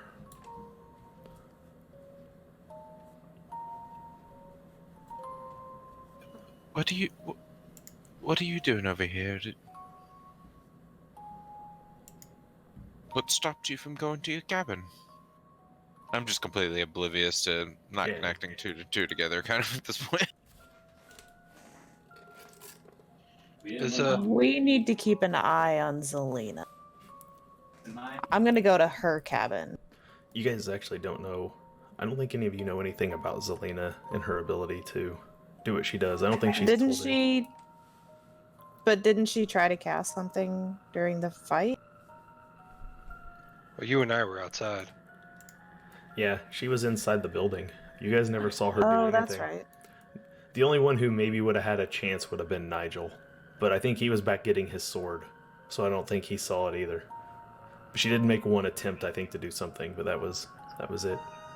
I Yeah. thought she was the one out with me, but it was Nadia. No, wasn't Nadia was out there with you with the spear Okay. fighting. Right. Nigel barely noticed something, but didn't really pay it any mind. Like, he didn't recognize it as being off. It's really dark out right now. Most people put their lanterns out. There's only a few lanterns still burning, and those are ones that are hung up in places just almost for the sake of whoever's on watch at night. So you guys make your way to your cabins and you get settled into bed for the night. And you all, for the first time in a couple of nights now, get a decent night's sleep. So if you have any peril levels, which I don't think anyone does, you can return them back to unhindered. Yeah, I'm still imperiled, but okay. I'm moving it to unhindered. You can go back to unhindered. You guys get a good night's sleep. Wake up comes rather early in the morning. You hear I'm sorry. people- Does that mean our peril modifier goes back to 0? What peril mod? No, the peril threshold stays where it is. That is your natural resistance. No, I'm to not peril. talking about the threshold. I have a 1 in the peril modifier. Okay, yeah, sorry. You can take that away. That was only because of my inspiring words. Oh yes, that's right. If you have a Okay. 1 in It's that box, get rid of it because that was where he gave you a bonus from something that happened in combat. I forgot to check for Yeah, that so- when I was resetting the sheets. Yeah, so if you... Sorry, I'll try and help people remember too. So I guess just if you're ever out of combat, there should be nothing there because... Unless you have like a permanent bonus or something. Yeah, case which that's gonna be nobody confusing. does right now. So Not right now. Cool, I get it, thanks. So pretty early in the morning, people come rapping on the top of the door. They summon you up. It's Herbert Brown. He's there with Lawrence Stauncey. To which one of us? They go around to all the cabins, start Okay. knocking and telling Fine. everyone to Answer. right. Breakfast being served. This early? Ah, come on. I'm old. Takes me a while. I gotta loosen up. Well, orders from Franklin Brown, Willis Brown, is that we get this business conducted as quick as we can. All you youngins, always trying to do things so fast. Ah. I'm gonna say that Everest is one of his personality traits is notoriously like a bad morning person. That would make sense. Yeah, just to As stays up too opposed late. to the rest of the day. He's a great person every other part of the day. So you're really slow to rise then, but Yeah, I'm like one of those people that just like is super addicted to coffee and you're has to always really when I can late. talk. You're never on Yes. time. You're always fashionably late. Yeah, that's it. So, you guys are roused up and get your gear, everything kind of packed back up. Head back out there into the square where you meet with Herbert Brown. He's standing there with his wife, whose name escapes me at the moment. Hold on. Alice. No. That's Franklin. Herbert's the mayor. All these Browns. Velma. Nope, Catherine. Catherine is his wife. He was not at dinner, so you didn't meet his wife. Okay. I was going off the picture in front of me. Sorry. No wonder Here, I was actually, going. I'll move it to a different picture. That'll help you. Oh yeah, the family tree, which has enough branches on it. It's not as incestuous as I thought it would be. But... So Nigel is, since we got kicked out of the town, Nigel's been operating kind of like in military mode. So he's basically like, he takes off most of his armor to sleep, throws it right back on in the morning, doesn't really leave anything unpacked, just kind of like rolls his bedroll out when he needs it, rolls it back up when he doesn't. And so he pretty much just like, as soon as he gets up, he rolls his bedroll up, packs it back in his pack, and is just ready to go again. He's got his weapon at his side. So yeah, he pretty much just like gets up, gets ready, goes in a matter of moments. And so he might very well be the first person to meet for breakfast. So Okay. Yep. You're an early riser then. You're up ready to greet the day. You come out, you head back down there to the inn. They got tables set back up again, and they're serving some sort of, looks like some sort of a pancake or crepe. You hear All right. Bartholomew back there working in the kitchen. Coffee, please. Yeah, Hagen comes out and gets into the inn there, and his hair is all disheveled, and his little neck frock thing is all strewn about and everything, and loose. His clothing's kind of loose, and he sits down. I'm with him. I need some coffee too.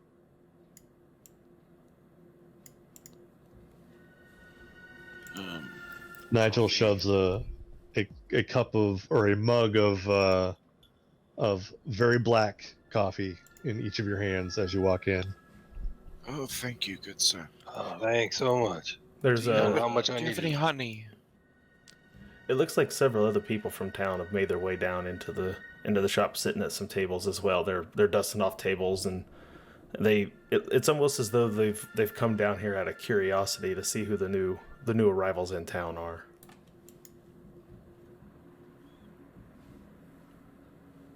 We've got a regular town meeting today. Just what I needed. Something to add to my splitting headache. I just have bad diet habits. I don't drink enough water to booze ratio. I'm just usually kind of generally hungover in the mornings. Not really excited about the loud clatter of noise that might occur with the whole town. All right, so you you guys sit down, you enjoy your breakfast. You notice once food's served, everybody gets rather kind of quiet, but up until that point, everyone's kind of sitting around talking about, rumors have started to move around through town a little bit about what happened to poor Leonard Pinkston, who I have replaced his token with the unfortunate token of death.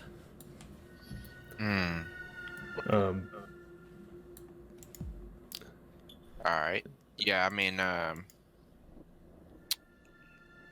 if I can pry any more juicy information out during this talk of rumors with a rumor check, then I could do that. If they're already just giving us all the good juicy stuff, then I can go that route. Well, most of them are kind of repeating the stuff that you guys had told them. Words made it around town that there were worms that came out of him, and there's a disease, and so they're all kind of coming down here to kind of see what's going on. And Gotcha. I'll hold off on that. They're giving me enough info. as people kind of file in, and this place usually isn't open, so I think they're all a little curious, and obviously there for a good meal. So they come down, and you see people starting to file in who aren't normally there, and then one man enters who kind of sticks out a little bit, and it doesn't take you but a couple of seconds to realize that it's clearly Father Enoch, the preacher. Mm. He goes and sits down at a table all on his own. So evangelical hate preacher kind of vibes. Or what? When you see the people in this town, they all dress very plainly.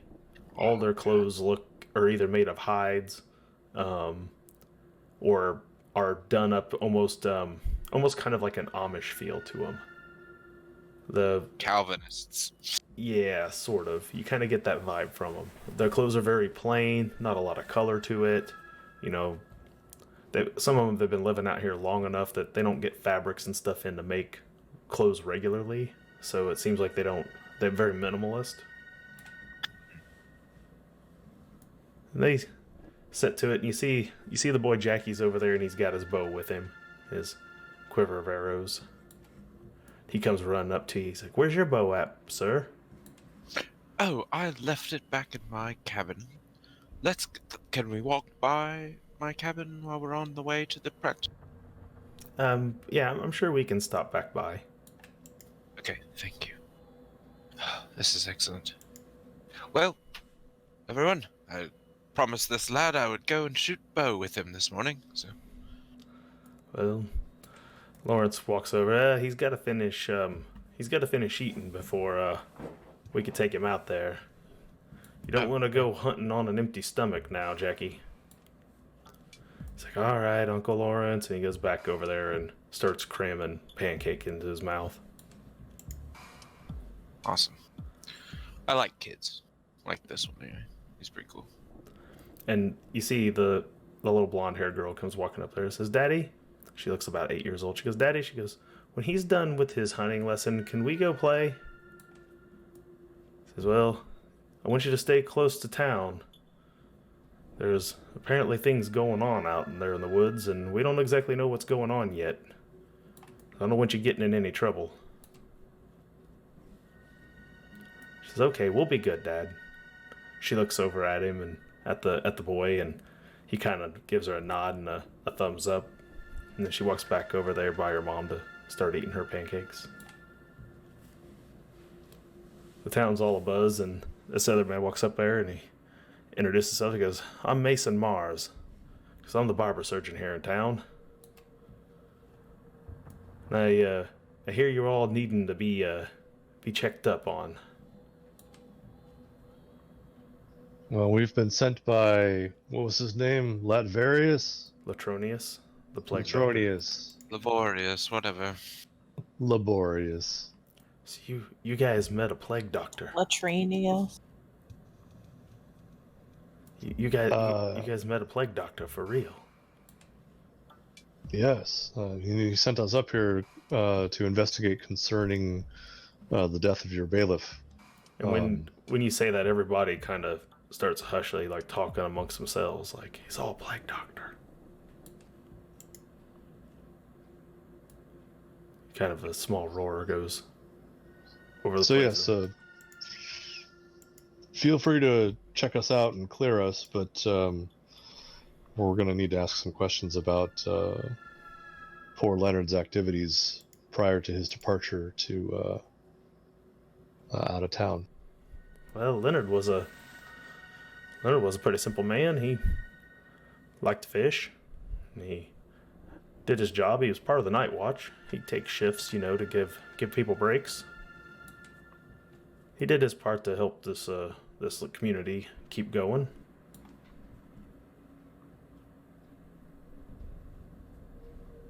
Is fishing popular around here? There's a few who've taken up a knack to it. They ain't maybe so good with a gun or with a bow, so they gotten to be pretty good with a line and a hook. Did he have a regular fishing partner? I know I like to fish with somebody else usually when I go. Well, he'd sometimes go with the Barker boy. They call him Bubba. Though I think Bubba eats more fish than he ever catches, though. Is Bubba present here? Oh yeah, he wouldn't miss a meal. And you point over there and you see this rather large, human, corpulent male sitting over there in the corner with a large stack of pancakes, and Alice is serving up there to him, and he's smiling real big at her. He's like, "Oh, thank you, ma'am." I'm gonna go over. Sorry. Go ahead. I was just gonna walk over to him after my meal, and I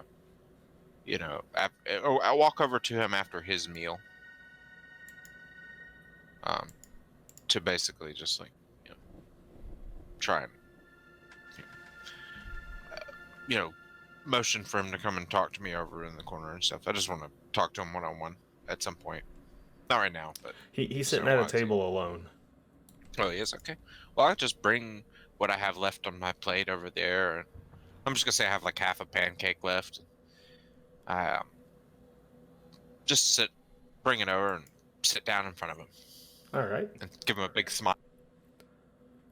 He kind of looks up there. He goes, "You look kind of funny." Well, yes, that's an interesting observation. Might be my brightly colored clothing. I don't know. My hairdo. Anyway, that's beside the point. Is your name Bubba? Yeah, that's what they call me. Interesting. You went fishing with, what's his name? The deceased fellow, Leonard. Poor Leonard, yeah. I suppose that's right. Yeah, we go fishing every now and then. When's the last time you went fishing with him, Bubba? Oh, it's just now getting thawed and the rivers are up. So it's it ain't quite spawning season. We hadn't really gone much yet this year since winter, just gave way to spring. Well, that's all I needed to know. You enjoy your breakfast, Bubba. If you need a massage, you let me know. And I'm just gonna stand up and go and sit back with my friends. Right. I wanted to know if he had went fishing with them recently, and if anything weird happened, and if he seemed weird responding to that. I was going to try and pry information out of him. Well, he didn't say anything about going with him recently. I mean, it's always possible that he would have gone without him, but you wouldn't know because the only person who would know that is yeah, dead. Yeah. Yeah, I basically, just didn't know. Because if the guy got infected, he might have been there with the fishing trip that had happened at, so it was just something, my thought. But if he hadn't gone all year, then I figure, the dude, with how rapid the whole worm growth and infection and all that stuff was, whatever. My character just assumes he would have had to have encountered the worm a lot sooner than just, last year. Just my thought process. Yeah, that's fine. Does anyone else have anyone else from the list here anywhere that you want to talk with? Anything you want to do before we? Yeah, I mean, I want to just keep talking to Mason here for a moment while he's checking us out. Mason, did Leonard, did he have any other family around here or anything like that? Just his dad Murray, who's Oh, okay. His dad's still alive. Is that the guy he housed with or lived? Oh no, well no, Leonard lived alone. There's enough vacant houses around here. Most people prefer their own space. Most people don't live together unless they're a couple, of course. Is Murray around here today? No, I don't think I see him. He's Hmm. he's been known to take to the bottle, and upon word of his son's passing, I'm gonna guess you'd find him holed up inside his cabin. Okay. Yeah. Well, I'll tell you what. Any chance that you can find somebody to let us know exactly where Leonard lived, and also somebody to take us around to Murray's? I'd like to speak. I think that I think Herbert's gonna take you around, show you what you need to know. He's mayor and all. That sounds great. Gotcha. Okay, that sounds great. Thanks so much, Mason. The rest of us wouldn't dare set foot in a dead man's home. But in the meantime, when we're done here, you should all come by my place, and I'll give you a good examination over and make sure everything looks in ship shape, and we'll get you some papers and get you a clean bill of health.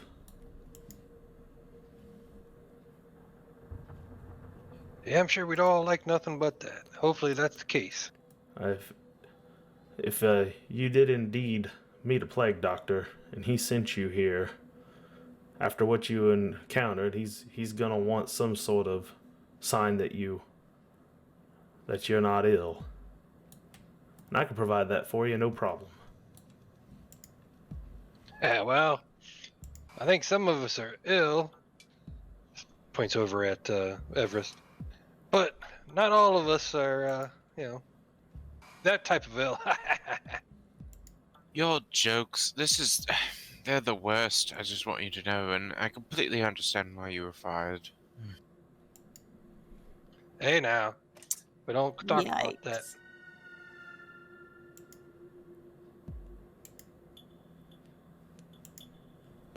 So you guys continue to go ahead and eat your breakfast. Everything tastes good. Everything seems fine. You look around. There's nobody sick. Like the only couple people that they talk about are missing. There's nobody that seems ill. Everybody seems pretty normal. Everything seems strangely okay.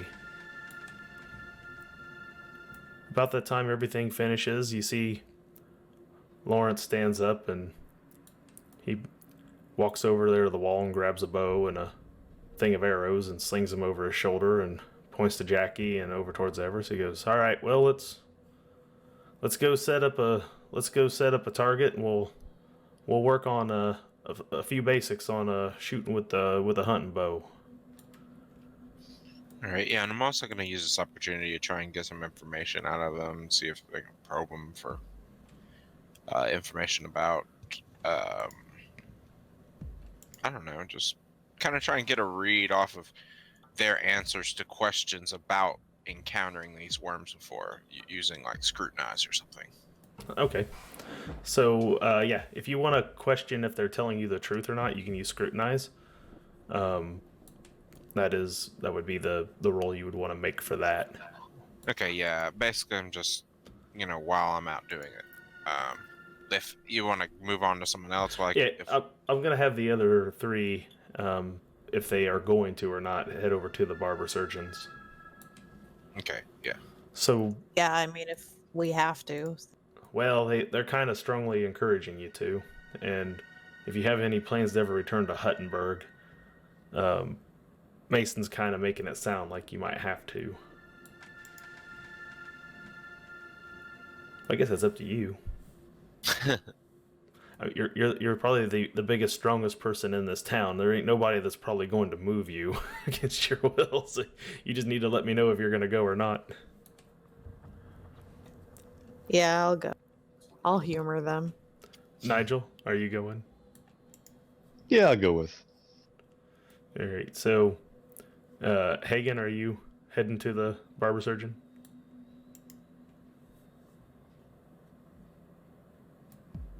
Oh yeah. Okay. Yeah, I'm just staring off into space here. Sorry about that. I'm definitely heading out over that way.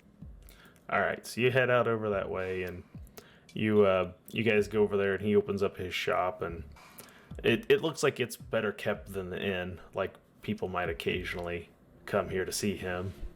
He has to use his little office cabin thing more often than the others do. He's got a pole out front there with the red stripe around it to kind of signify that that's what his place is. You get in there and he has a real flat hardwood table there you can lay down on. He said, "All right, let's go ahead and get started here." And he has Nigel hop up there first, and kind of starts to just give you the look over as you pull up your shirt, looks around at your stomach, all that sort of stuff, checks out your leg, admires the work that was done on your false foot. Cool. This is Well, it's a peg leg. right, But yeah. yeah. From just under the knee down. Well, that's some impressive craftsmanship. The work was actually quite well done. Whoever your barber surgeon in Huttenberg is should be commended for his work. Was actually done in Frumsburg. Oh, Fromsburg. Ooh. Well, they sure know what they're doing there. This is actually quite clean, well kept. Indeed. Well, you do appear to be of clear health. There's no boils, nothing other than perhaps a couple bumps or bruises from your recent scuffle with whatever those things were. Oh, good. Good to know. And Thank you.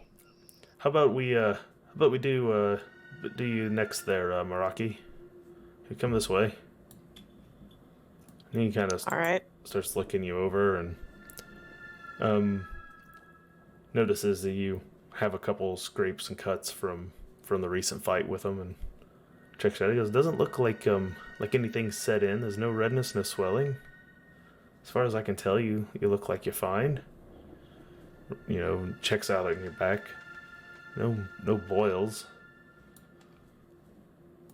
And I suppose all this thick hair you have in some of these places is always there, correct? Yes. All right then. I think as far as what I understand of ogre physiology, you seem to be in tip-top shape. Of course I am. And all right, Hagen, old man, why don't you come over here and we'll see what you have. All right. I'm coming. No need to stumble over your words there. By the way, Hagen did get bit by one of the things on his shoulder, I believe. So Yeah. he shows him that wound and how the Plague Doctor had helped it out. Yeah. He looks at it, and you see that he marvels at your arm even more than he did at Nigel's leg. He's like, "Wow. The work of a plague doctor. I never thought I would see anything like this. Wow, his craftsmanship is quite amazing. You could barely even see the stitching." Well, to be honest, I never thought I'd get anything like that from a worm coming out of an exploded man from this village. You see, he takes his hand and holds it up there to your arm, as though he's kind of mimicking what a head might look like, or about how big the head of this thing might have been. And he's like, "It's the size of my arm." Well, it probably is bigger, but maybe somebody could show you a better idea of what that size was. Would you like to see something like that? No, actually, I think I'd rather just leave it to the imagination, to be honest. Right you are. I have a stomach for it, don't get me wrong, but some things are just better left a mystery, I believe. So, these things, they came out of poor Leonard, you're saying? And his horse. And his horse. So the horse was infected also. That is indeed correct. So is it possible then that he got it from the horse? Or the horse got it from him? I don't know. Well, that's an interesting predicament. There isn't too many diseases I've seen that affect both man and horse. And nobody, since we got you, nobody around here has been sick. Nobody ended up just leaving town and not coming back without a reason. You know, if they're just leaving because they're leaving here, that's one thing. You know, I understand that. But somebody that you didn't hear from leaving town and all of a sudden is missing. I mean, Treefell's been bleeding people for years, but I think everyone who's left has made it known. I don't think we're short anything. We're not short anybody as far as we know, but that is, of course, the job of the bailiff to conduct the census, to collect the taxes for Treefell and take them to Huttenberg and turn them in promptly.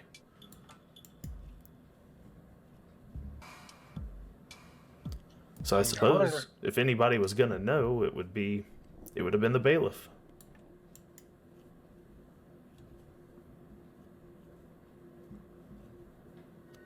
Hey, do you have any idea where where Leonard fished at? I mean, only thing I can really see right now is that river that I was told about somewhere near the elves' place. Anywhere else that he would have No, that's the only viable fishing hole we have around here.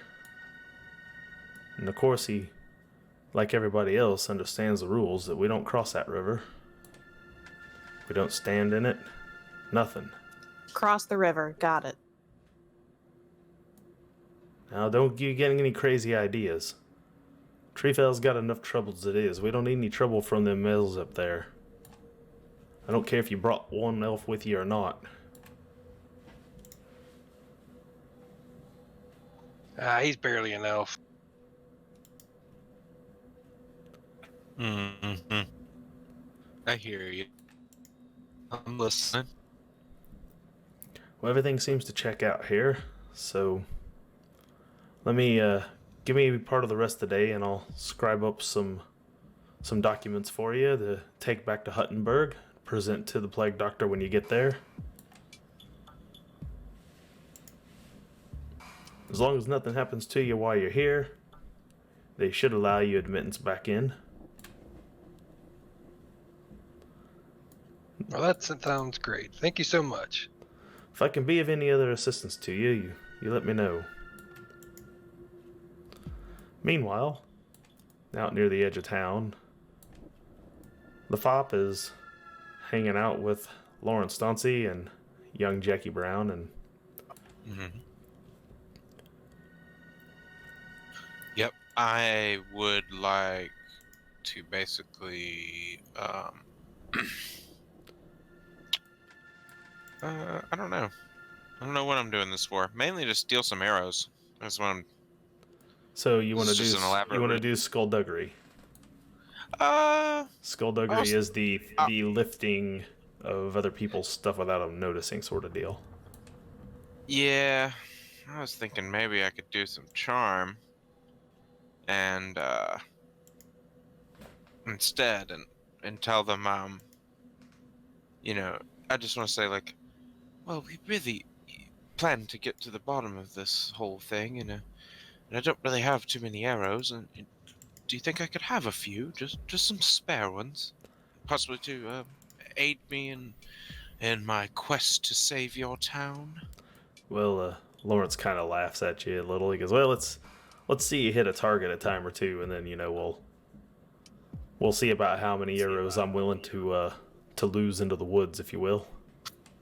All right. So he takes Jackie and he helps him get his form and helps him pull back the pull back the string here. He's kind of guiding him, giving him some. And he lets him rip loose and hits like the edge of the target. It isn't great, but he fires one through there. And you see Jackie looks pretty happy with himself. Like, hey, I think I actually get the hang of this. He's like, all right, now try it on your own. And he starts to set back up to shoot again. And he goes, all right, let's see you, Everest. Let's see what you can do here on your own. All right, is this a standard range test? Yeah, just a standard. You're not that far from the target.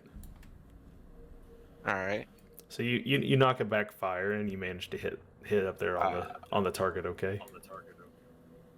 Okay. Oh, I thought I had the difficulty messed up, but that was just my ranged ability. That is your 10. Yeah, that 10 on there where it says simple range just shows that you have a plus 10 skill. And you don't have any peril or anything to reduce that, so you're good to go for now. So yeah, you knock back an arrow and you hit a target with it. I'm like, hey, that's how it's done, Jackie. Well, you're born natural. Suppose that elven blood in you makes you decent with a bow. Hey, I've met a few elves that aren't good with bows. Whatever, that's beside the point. Talk for another day. Anyway, let's see you hit it, Jackie. Come on. You got it, little man. He takes aim and he fires. His hits on side the target as well. It's not a great shot, but at least it hits the target. Good job, buddy. He's like, all right. He's like, see, this isn't so hard. I told him I could go hunt with it, that I didn't need a whole bunch of lessons. The fundamental difference here is that your target doesn't have legs. But when you're hunting, it does. Oh. So remember that. Well, if you're talking about being sneaky, I'm real good at being sneaky. I do that real well. Really? When me and Elsie Mae go play hide and seek, she never finds me. I'm real good at hiding. You ever hear anything interesting while you're out hiding with your friend? Like, anything about, worms, or did you ever hear anything about that Leonard fellow who moved on, to the afterlife recently? Well, the only thing I know about worms is that after it rains, you can go out and you can find them coming up out of the ground. And Leonard used to have me go pick some, and he'd keep them in a little jar because he'd use them to go fishing. He says they made for good bait. Oh, yes. You ever see anyone sick around town lately or anything? No. Alright, well, I Not figured it was that I worth noticed, but, you know, sometimes the grown-ups don't always tell us kids what's going on, so... How about this, little man? We can go do this target practice with your Uncle Lawrence here at any time. And I could even play hide and seek with you when I have a moment, but... He knocks back another arrow and shoots and hits the target again. Good job. See? Natural. He looks over. Better than any elf I've seen. Lawrence has his arms crossed. He's kind of nodding his head. So, the point I'm trying to make is that I'm wondering if I can trust you to, let me know if you hear anything. If you encounter anyone sick while you're out playing hide and seek, or if you see any adults doing something that doesn't seem like you should be watching them do. Do you see what I mean? Like, you know how when you walk into the room and your father's really upset or something and he tells you to leave? That's that sort of situation. If you encounter anything like that, do you promise me you'll come back to me and let me know? You elves say weird things, mister. But, if I see anything too strange, my dad's the head of the watch, so I usually just come tell him. Well, you're welcome to tell your father, but maybe just let me know next time you see me too. I might have a prize for you. A lot of times, I don't tell Mom, though, because I don't want her to worry. Oh, that's very good. That's so sweet of you. I bet she's grateful for it every day. So, since I'm already good at this bow now, can we go play now? He looks over there and you see that Elsie, the little girl, is over there waiting for him. Lawrence takes his bow. I don't think you should be running off with this anywhere, though. But yeah, you can go run off and play. Such a good kid. And you see the little girl gets excited, and he runs off over there with her. He looks like he's roughly around her age, maybe a year older. He might be 10. She's looks like around 7 or 8. And the two of them go Gotcha. scampering off back towards the city a ways. Lawrence All right. turns to you, goes, well, you gonna try a second shot, or are you just gonna assume that one and done's good enough? I suppose I can go again. I'm just letting you know that in order for me to keep myself safe, I may need a few more arrows, or just so you know. Well, tell you what, you manage to hit that target again, and I'll hook you up with about 10 more. We'll see how long it takes you to lose them. You fire it up there and hit right up near the bullseye, no problem. It's all right, fine. 10 it As you were is. saying? He pulls out his quiver, counts 10 of them out, hands them to you. Oh, thank you very much. It's much better than 5. And I'll go and collect my other 2 arrows, and now I've got 15. Now, don't go shooting at anything unless you really mean to. We don't have a whole lot of spare things around here. I know it's a forest. There's lots of wood. You think arrows would be easy, but Yes, make good quality arrows like this. There's only a few here in town who know how to do it. I will be very careful with them. Don't you worry. I will only fire this bow if it means my life or the life of one of my compatriots. All right, so you head. I'll go to the barber surgeon. You head back towards the barber surgeon, and you see the checkups on the others are just finishing up, and you come walking in there, and he goes, "Oh, good. The last of you have arrived. Let's hop you up here, take a look, make sure you don't have anything now." Were you anywhere near these worm creatures? No, not at all, which is why this whole thing is very confusing. Not even sure why I was charged to come here, but I was very far away from them. Well, plague doctors, if anything, are notorious for being overly cautious. Yes, I could see. Well, they are charged with the safety of the entire realm, Yes. We can't have any orc smolt showing back up. No, none of that. Well, let's take a look at you. Gladly. Starts looking you over, and yeah, not a scratch on you anywhere, is there? No, perfect skin. Hands are perfectly soft. You've never seen a hard day's work in your life. Oh, no, I haven't. Your hands are rugged. I like them. Well, I don't do as much barber surgeoning as I do other more manual labor here around the town, things that are needed. Right. I'm good enough with a knife. They let me do a lot of cleaning of the animals and things that are brought in for food and such. Ah, food. I could use some lunch. Old Franklin Bound, however, he's still the best with the knife in town. He's a master trapper. That was his trade. Oh. It's quite boring. Well, thank you. We're done here. Yep, but we're done. Like I said, the others give me a little time and I'll work you up some documents to take back to the Plague Doctor, and when you guys get back, I'm sure they'll clear you and let you back in. And I'm just gonna look over to Meraki and be like, quite surprised you even agreed to this. Well, it doesn't seem like we'll get any work done here unless I do. It's fair. Well, I suppose we have some stuff to do. I'm not 100% sure on what that stuff is. If you all could, let me know what that is. That'd be...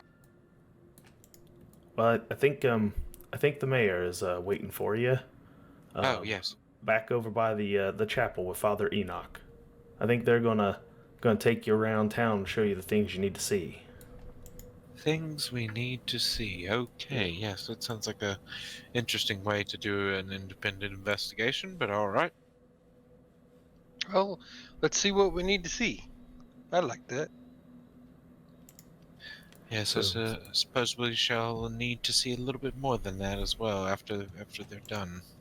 So you guys make your way back through town, and as you get near the chapel, you again encounter that stake with the charred ground under it. You walk past it kind of eerily and back over towards the chapel, and there on one of those sawed-off tree stumps is a building that has a bit of a steeple built up on top of it. It's still only one floor. It's not a there's no like two-story buildings necessarily around here, and there's 3 men there waiting on you. There's one who's a rather large man in what looks like a lot nicer clothing than the others, and then there's Delbert Brown and Father Enoch, who's there in his robe.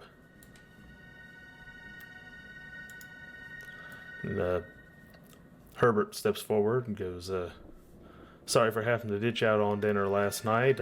Had things I needed to check up on around here, because with Lawrence joining you for dinner, I took his watch post out on the corner for the night and made sure everything was nice and quiet here around town. I hope everybody was able to that you found the accommodations all pleasing and the meal was good and breakfast was fine this morning. Yes, and since you're letting us stay here, I would offer my assistance in keeping watch, if necessary. Well, you can, whenever Lawrence is done checking in with Mikhail and a couple of the others, I'm sure he'll take you up on that. He can always use another hand around here. I think, as we mentioned, a lot of us have to wear a few different hats on, getting jobs and things that need to be done around here done. As the town has bled people back to Huttenberg, we've become more and more like more like a commune than a town, I suppose. Everyone just pitching in their own parts. We have almost no use for actual coin money around here no more. Communes are much more sexually explorative, sir. I don't believe that's the word you would use here. Can I smack him? I suppose you can. It's a simple melee roll. Simple melee roll. Just a simple melee roll. Just no big deal. Yeah, you can smack. You don't need to roll. You can just smack him if you want. Just smack me. It's fine. Just He like deserves it. Just like the Gibbs from NCIS, where he just Okay, sort of so smacks you're him in not- the back you're of not- the head when you're they not- say stupid stuff. You're not walling off hitting him in the way. No. Okay, so No, no. that's just my thing. It's a social smack. You give him the social smack. Okay, so you just give him the Yeah. social smack then. It wasn't with her I mean, So- it probably hurts because I don't know how to actually, Right. Ow. Well, not hurt things. that's what I was curious, is if Meraki is somebody who knows her own strength or not. But I catch my hat as it flies off and just what the hell was that for? Well, I do suppose that introductions are in order. This man here, and he motions to the larger man with the nicer clothes on. He goes, "This is my father." He goes, "This is Willis Brown." And Willis kind of gives you more of a gentleman sort of bow. He goes, "And this is Father Enoch. He came to us from Huttenberg just a few years back. One of the rare pilgrims to make his way up this way and decide to stay in recent years. And he's taken over preaching duties here at the chapel since Jessup is in his elderly age has become less capable. Physically. Spiritually, he's still as strong as ever, but physically he can't stand up there in front of the congregation like he used to when he built this church with his own hands. When they founded the city, this is one of the first buildings that went up." Father Enoch said, "Yes, there's a fine tradition and a fine heritage here that I must uphold, and I do my best to try to fill those very large shoes that Jessup left behind. And by the way, my name is I'm Father Enoch. You can have a cabin right over there where I stay. This here is the chapel between these two places. You'll be able to find me here.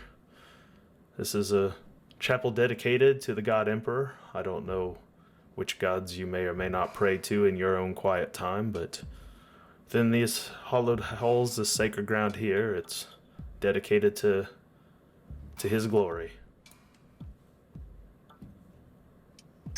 To each his own. Glory, glory, hallelujah. I am a devout worshipper in the God Emperor, as you can see here by this holy symbol of mine. Do you have a holy symbol of the God Emperor? I'm pretty sure I do. Hold on, I could be thinking of another character. No, No, I do. Yes. So socialites have a holy symbol. Now, whether it's to the God Emperor or not, did you designate it as God Emperor? Yeah, because I asked what the most common right, in you this did. area was, and I wanted to be like able to manipulate people. Yes, so you religion, do. You pull out the little symbol of the hammer, and he is quite impressed. He's like, "Oh, that is quite a nice medallion you have there." Yes, I want to roll guile and just weave like a tale about how I All right, go for it. saved a kid from a fire in an orphanage or something over And the it's top. complete bull crap, right? So, Yeah, definitely. Okay, so yeah, roll a guile check. Nice. Yeah, you do. You weave a real nice tale. Your traveling companions almost believe it even. Yeah, but then they remember who I am. Almost. Exactly. So he And seems the quite taken. ample evidence to the contrary he has provided. Make the four of you standing there. You guys can all attempt an awareness check if you want to. I'm too wrapped up in my tale. to be Okay, paying if attention. you're not good, that's cool. Oh, Rocky will definitely notice. Is anyone else making an awareness? Hagen? Yeah, he's second. Nigel will not. Neither will Hagen. Meraki, probably because you're a slayer, and this is the sort of thing you would notice when Father Enoch reaches out to take a look at that medallion that Everest, put on display there. He, you notice he has a few cuts and bruises on his arm. Like, the sleeve covers it most of the time, but as he reaches, you see there's a couple of like marks on his arm from where he had some recent cuts. Can I grab his wrist? Yeah, make a simple melee roll to grab. Holy shit! We're gonna roll into Hold on a town, second, kill their yeah. priest. Great. Well, I don't want to hurt him. I just, want to get a better look at it. You reach over and you grab his arm, and as you do so, Herbert, he reaches over there and he kind of grabs onto yours, like, whoa, he can't pull you off him by any stretch of the imagination. He's like, whoa, hey, what's going on here? What's going on? And you see Willis Brown, he takes a few steps back, and there's kind of, you got hold of his arm, These though. marks. How did you get them? Oh, those marks there, well, that's, well, I'm afraid I'm covered in them.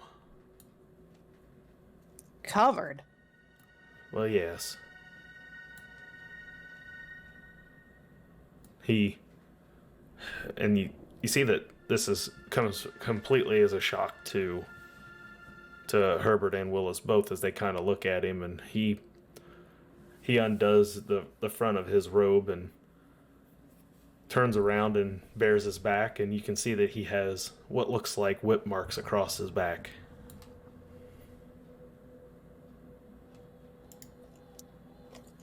What sort of beast has done this? Only the beast within. These are by my own hand, as I have attempted to purify my soul from my own sins. Hallelujah! I just yell in a more British accent.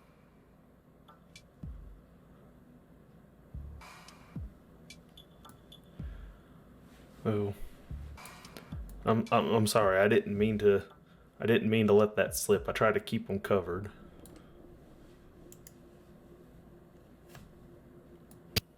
It's fine. I don't understand. Why would you inflict wounds like these on yourself? Let me explain it to you, Meraki.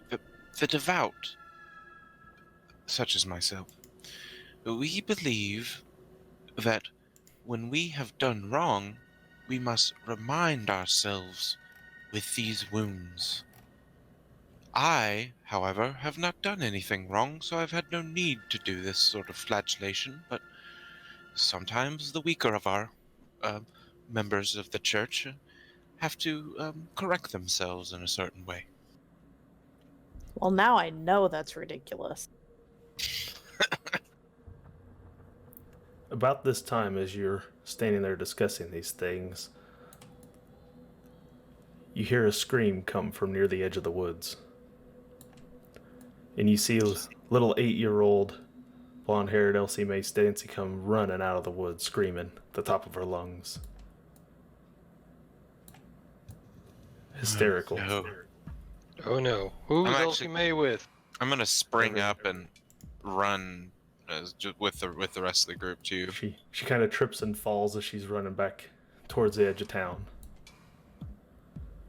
And all she's muttering is, "It's got him, it's got him." I pick her up and put her on her feet.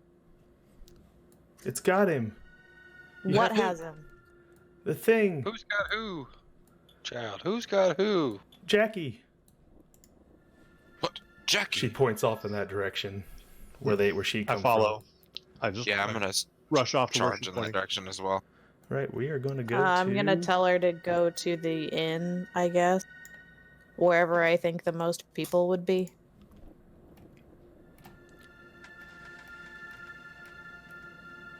That's my boy Jackie, man. I just became friends with this kid. You can't freaking kill him yet.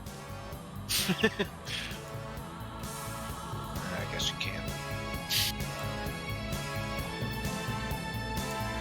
Alright, so we're going to use actually the chasing rules for this as you make your way on a dashing sprint through the woods to try to get to Jackie's location. So the way this works is you'll need to go to the second tab on your talents and trappings page, and you should see a number there for your movement that tells you what your base movement is. And I'm not going to worry about initiatives because there's no enemies per se, at least at this point. But what we are going to do is I'm going to have each of you roll a d10 plus your movement. And we're going to do about 3 rounds of this to determine who gets to the scene first.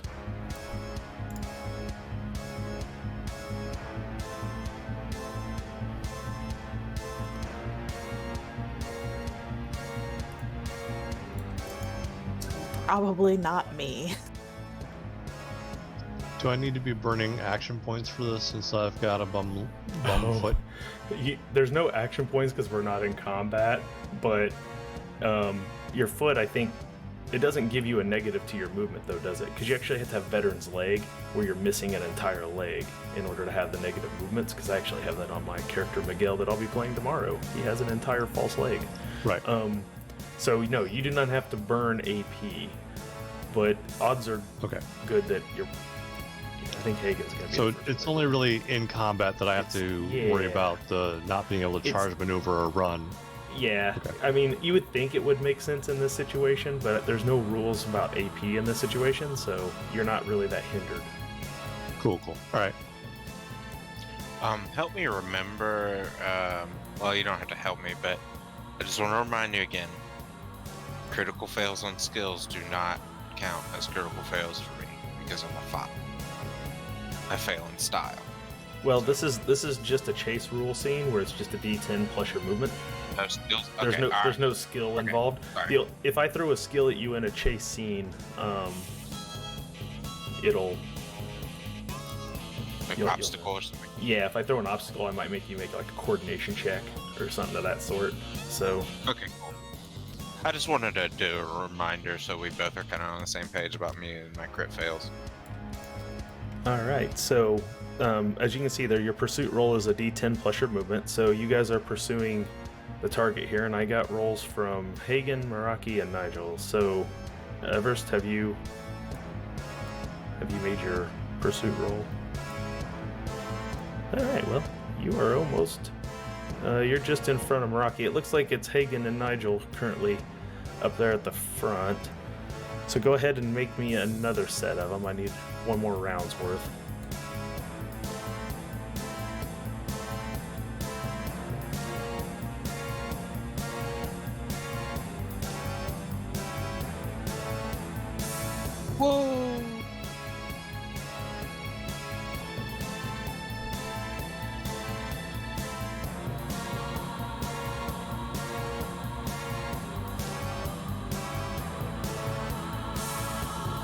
right, so it looks like it's gonna be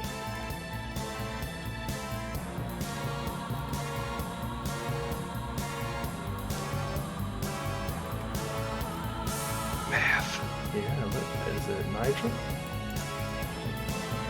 Yeah, Nigel. It's likely Nigel. Looks like even with his bum foot, Nigel is still gonna be the first one who arrives on scene. That's so sad. So, I will say that Meraki probably is carrying the girl, and it must have slowed her down. So you guys take off sprinting through the woods, and she's pointing and screaming the whole time. It was this way. It was this way, and you guys are running through, and every now and then she'll point a different direction. We were that way, and she takes you down closer and closer and closer to the river. You get down to the edge of the river, and she points across the river right on the other side. It's right there. Oh, turn around. We can't cross the river. Just kidding. We don't give a shit about your rules. We're going to save this kid. You see Lawrence Dauncey's there with you, and he motions, he pulls his weapon and grabs his shield. He starts looking around up in the tree lines and around. He's like, all right, go. Quickly. Go on across. You can wade through. I set the girl down before I pull my spear out. You pull weapons and you wade through over to the other side.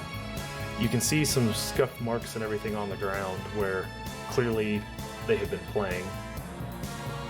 And you see there's clearly some sort of scuff. You see broken branches, things have been moving. Make an awareness check.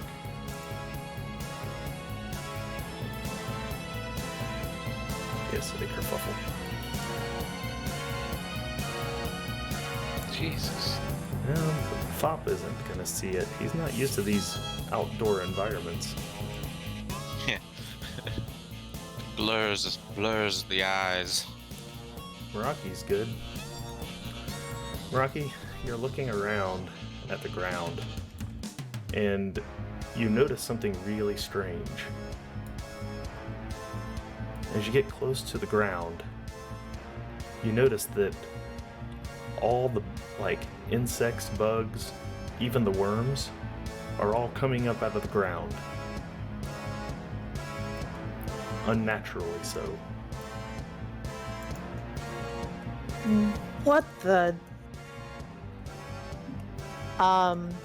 Do I see the ground moving at all, or just? It's churning only because of the amount of insect life and worms that are coming up out of it. The same way, it looks almost the same way it would when you open up a thing of night crawlers. The worms are all rustling around up in there. So it's kind of churning up the soil a little, not a lot. And these are all regular sized worms and all this. There's none of those large ones like what you saw out of Leonard. And you also, because you notice the path of broken twigs and everything. That would be the direction that whatever it was went. I definitely follow. So you take off at a quick sprint down the path, and the others follow you because they realize you've seen something. And you come to another clearing, and there, when you get to the clearing, you see laying in the ground, his torso somewhat buried, his arms and legs sort of sticking out, is young Jackie Brown. And you can tell from the scene around that there's pieces of what look like part of his entrails laying around in the clearing. Ooh, poor And Jackie.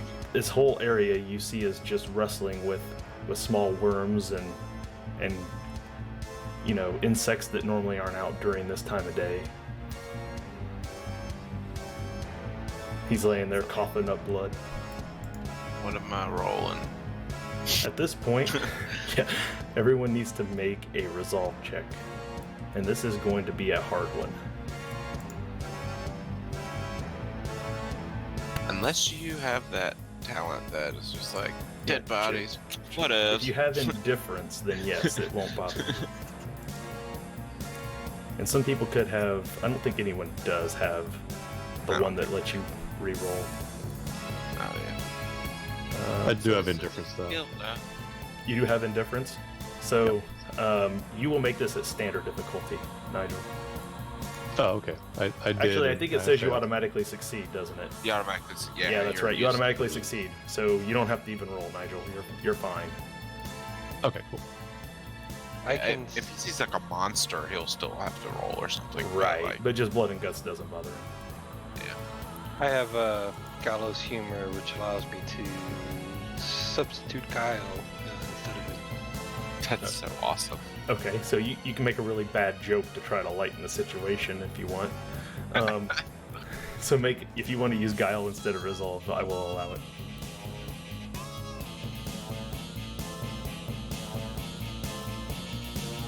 Hey, I can see what he had for lunch. Well, whatever you says didn't help any. So those of you who failed, End trails. It's the end of the trail. Oh no, yeah, that's definitely a fail. Roll. oh crap, 23 peril. Fuck off. So back to your Wow. peril threshold. Those Dude, so that's in between my middle and my last one. That's 3, right? Yeah, you would ignore Oh. 3 skill ranks on anything you do right now. Luckily, most of you can only have 1 skill rank because you're in basic tier. But this is something that even if you were highly skilled in something, you would not be able to access your ability to do those skills. That's how shaken you would be at the moment upon seeing the sight of this poor, 9-10-year-old boy gutted and half buried in the ground. Yeah. Plus, I was friends with him. So Nigel's kind of the only one who kind of really passes this without any problems. So he's going to be the only one who'll notice that the marks in the ground from whatever it is that had buried him definitely looks like it was done with a shovel. It was Dude. not an animal. You can tell I didn't- that. I didn't realize how much Meraki failed by, dude. She fell by a lot. She likes kids, I guess. We found the Slayer's weakness. She likes kids. Who knew? And this is where we're going to wrap for the night. Perfect timing. A Damn dead kid. you. I'm gonna go watch some So- movies on Shudder to Poor cleanse my Jackie. brain. At this I point, think the last thing Nigel says as we wrap is, "This was done by a person. This wasn't a creature." And then say we need to go back to the village. Whoever did this must be there. Meraki has max peril. She cannot move. No. I'm saying you rolled. Oh max yes, peril. I did. I rolled max. How far did that put you down though? Because don't you have a flaw that makes peril worse for you than? Only.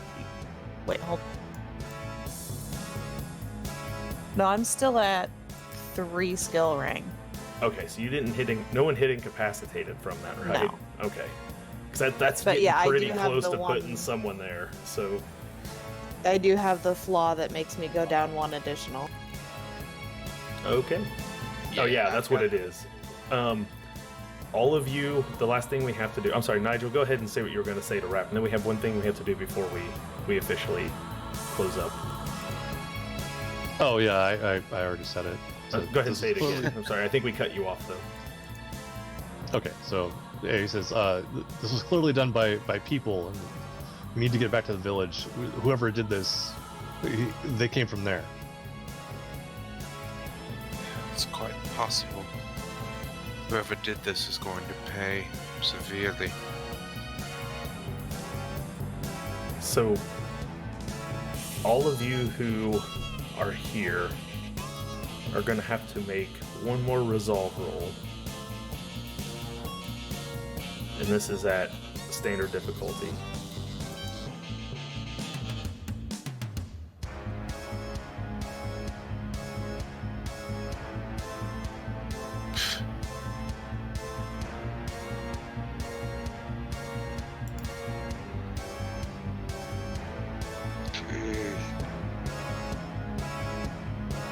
Shit. We all failed. Nope, Nigel's still good. It's just- Everyone but Nigel gains 5 corruption. So the circle in the middle of that alignment bar, you put a 5 in there.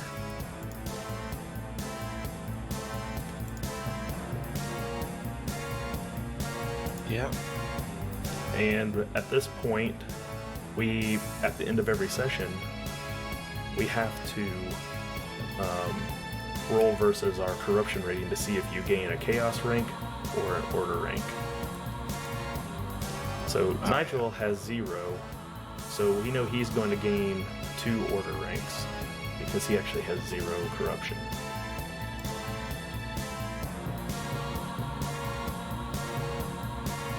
Done. The rest of you have to roll a d10 and tell me if you are above or below 5. Above. Above. Below. Okay, Meraki, you gain 1 order rank because you succeeded. Hagen and Everest each gain 1 chaos rank. It's towards indulgence for me, so that kind of I feel like it makes sense. I want to start drinking more.